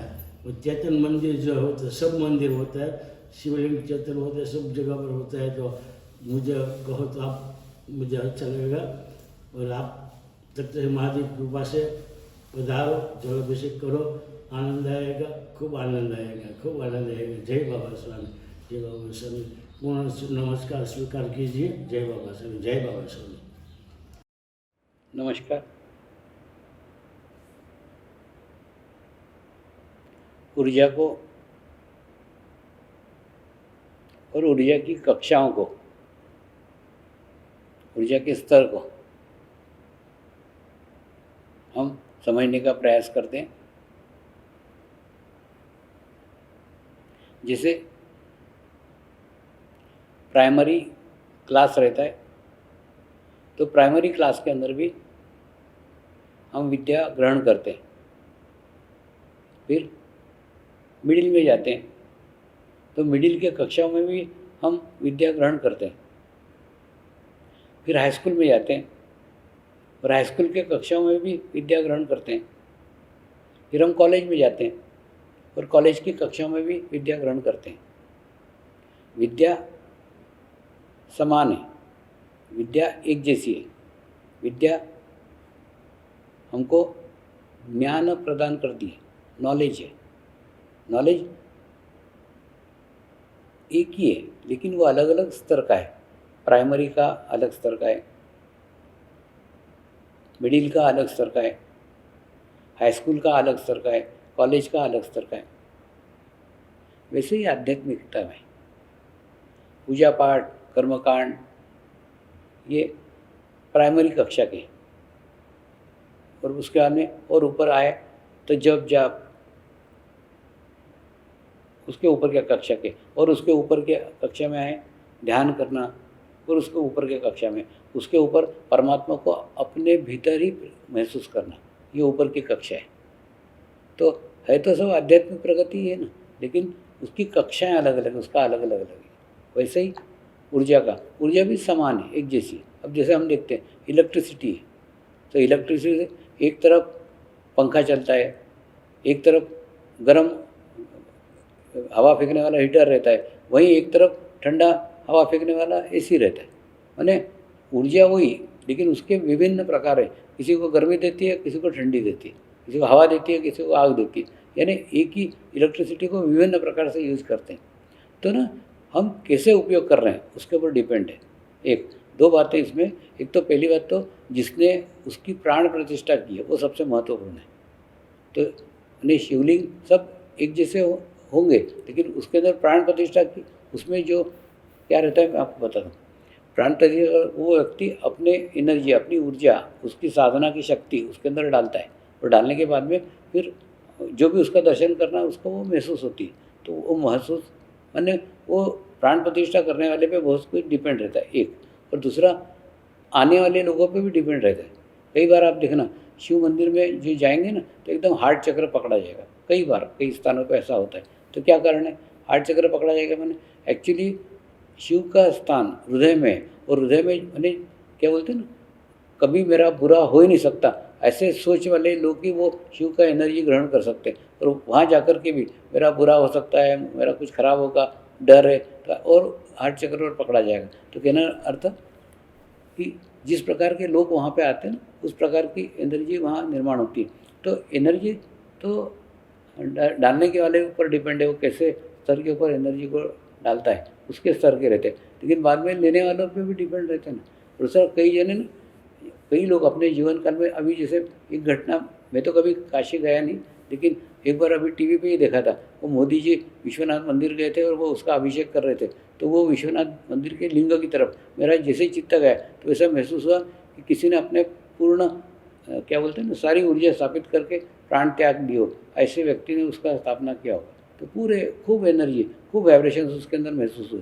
तो कई बार ना मैंने संपूर्ण एनर्जी लिंग के अंदर डाली रहती। तो सब लिंग का आकार प्रकार एक जैसा भले ही हो सकता है या विभिन्न हो सकता है, लेकिन एनर्जी लेवल सबका अलग अलग रहता है। एनर्जी का स्तर रहता है जो उसको प्राण प्रतिष्ठा करता है ना, वो प्राण प्रतिष्ठा करने वाला प्राइमरी का है, मिडिल का है, हाई स्कूल का है, कॉलेज का है, उसके ऊपर वो उसके अंदर की ऊर्जा स्थापित होती है। और ऊर्जा स्थापित होने पर अगर कॉलेज के लेवल पर जाकर के उसने डाली होगी तो क्या होगा, जैसे हम उस मंदिर में जाएंगे, दर्शन करेंगे ना, तो थोड़े लिए उसके अंतर्मुखी शक्तियों के कारण हम अंतर्मुखी हो जाएंगे। हमको अच्छा लगेगा। हमको अच्छा लगेगा मतलब क्या?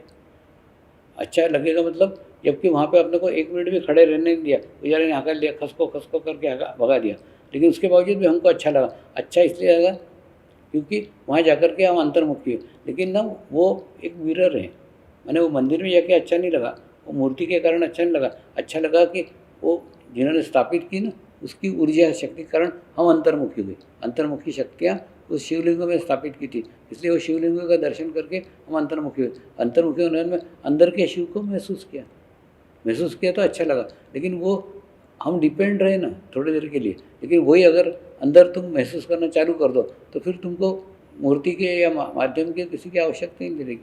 तो शिवलिंग प्रतीक है तुमको अंतर्मुखी करने के लिए, अंदर के शिव तक जाने के लिए बाहर के शिव की हमको सहारा लेना पड़ता है। तो वो उसका भी लाभ तब मिलता है जब हम वहाँ पे कोई अपेक्षा लेकर के मत जाए, स्थान लेकर के मत जाओ। तो इसलिए प्रत्येक मंदिर के, प्रत्येक इसके ऊर्जा स्थान अलग अलग रहते हैं। और आपके यहाँ का तो क्या बोलते हैं ना, गुरु क्षेत्र का आया हुआ संकेत है मेरे को, तो अच्छा ही एनर्जी, अच्छा ही ऊर्जा है।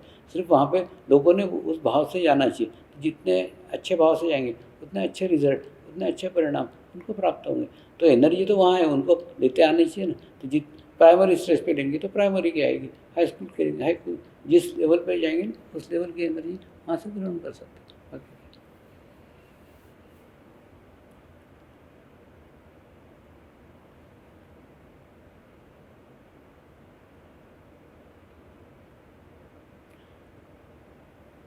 प्रश्न तो हमारे सब समाप्त हो गए। अब हम ध्यान करेंगे, मेडिटेशंस करेंगे। कुछ नहीं, जैसे मैं बैठा हूँ ऐसे आप बैठो, और अगर कुर्सी पे बैठे हो तो पैर मेरे जैसे टच किए ना वैसे टच करो, और नहीं तो फिर ज़मीन पे बैठ जाओ। अपना ना ज़मीन से स्पर्श होना चाहिए। गुरुत्वाकर्षण शक्ति हमको बैलेंस करती है, हमको संतुलित करती है।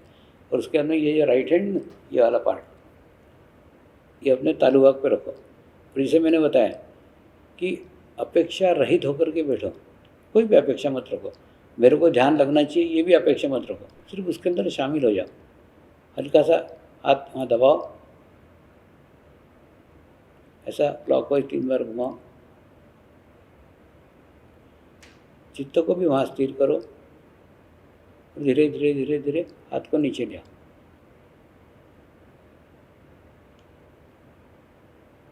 और दूसरा जो अपन मंत्र बोलेंगे ना, वो मंत्र के साथ में जितना आप फील करोगे, जितने भाव से जुड़ोगे, उतना ही उसका इफेक्ट, उतना उसका प्रभाव। यानी आप जो मुंह से बोल रहे हो ना, वैसे आप फील करो तो महसूस होगा। आप बोल रहे हो मैं पवित्र आत्मा हूँ, तो फील करो पवित्र आत्मा है। आप बोल रहे हो मैं शुद्ध आत्मा हूँ, तो फील करो शुद्ध आत्मा है। आप भूल जाओ आप कौन से पोस्ट के हो, आप कौन सी जाति के हो, कौन से धर्म के हो, औरत हो क्या आदमी हो, सब भूल जाओ। सब भूल करके एक आत्मा बन करके शामिल हो। मेरे साथ मंत्र का उच्चारण करेंगे। मैं एक पवित्र आत्मा हूँ, मैं एक शुद्ध आत्मा हूँ,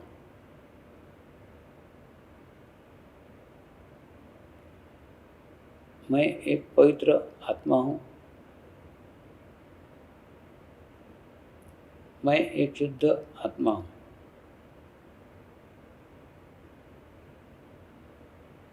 मैं एक पवित्र आत्मा हूँ, मैं एक शुद्ध आत्मा हूँ। अपना चित्त तालु भाग पे रख के थोड़ी देर ध्यान करो।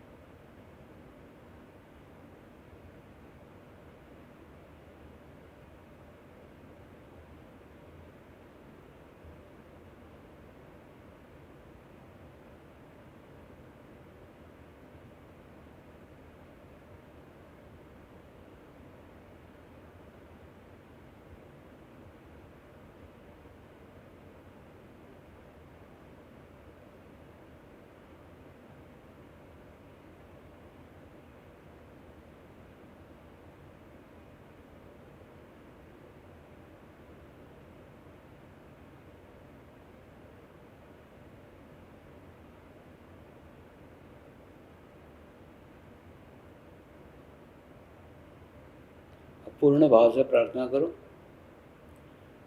हे परमात्मा, कृपया मुझे आत्म साक्षात्कार प्रदान करें।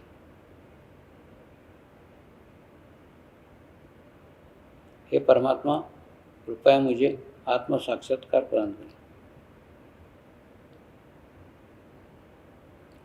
हे परमात्मा, कृपया मुझे आत्म साक्षात्कार प्रदान करें। आपको शरीर में क्या अनुभूतियाँ होती है वो अनुभव करें।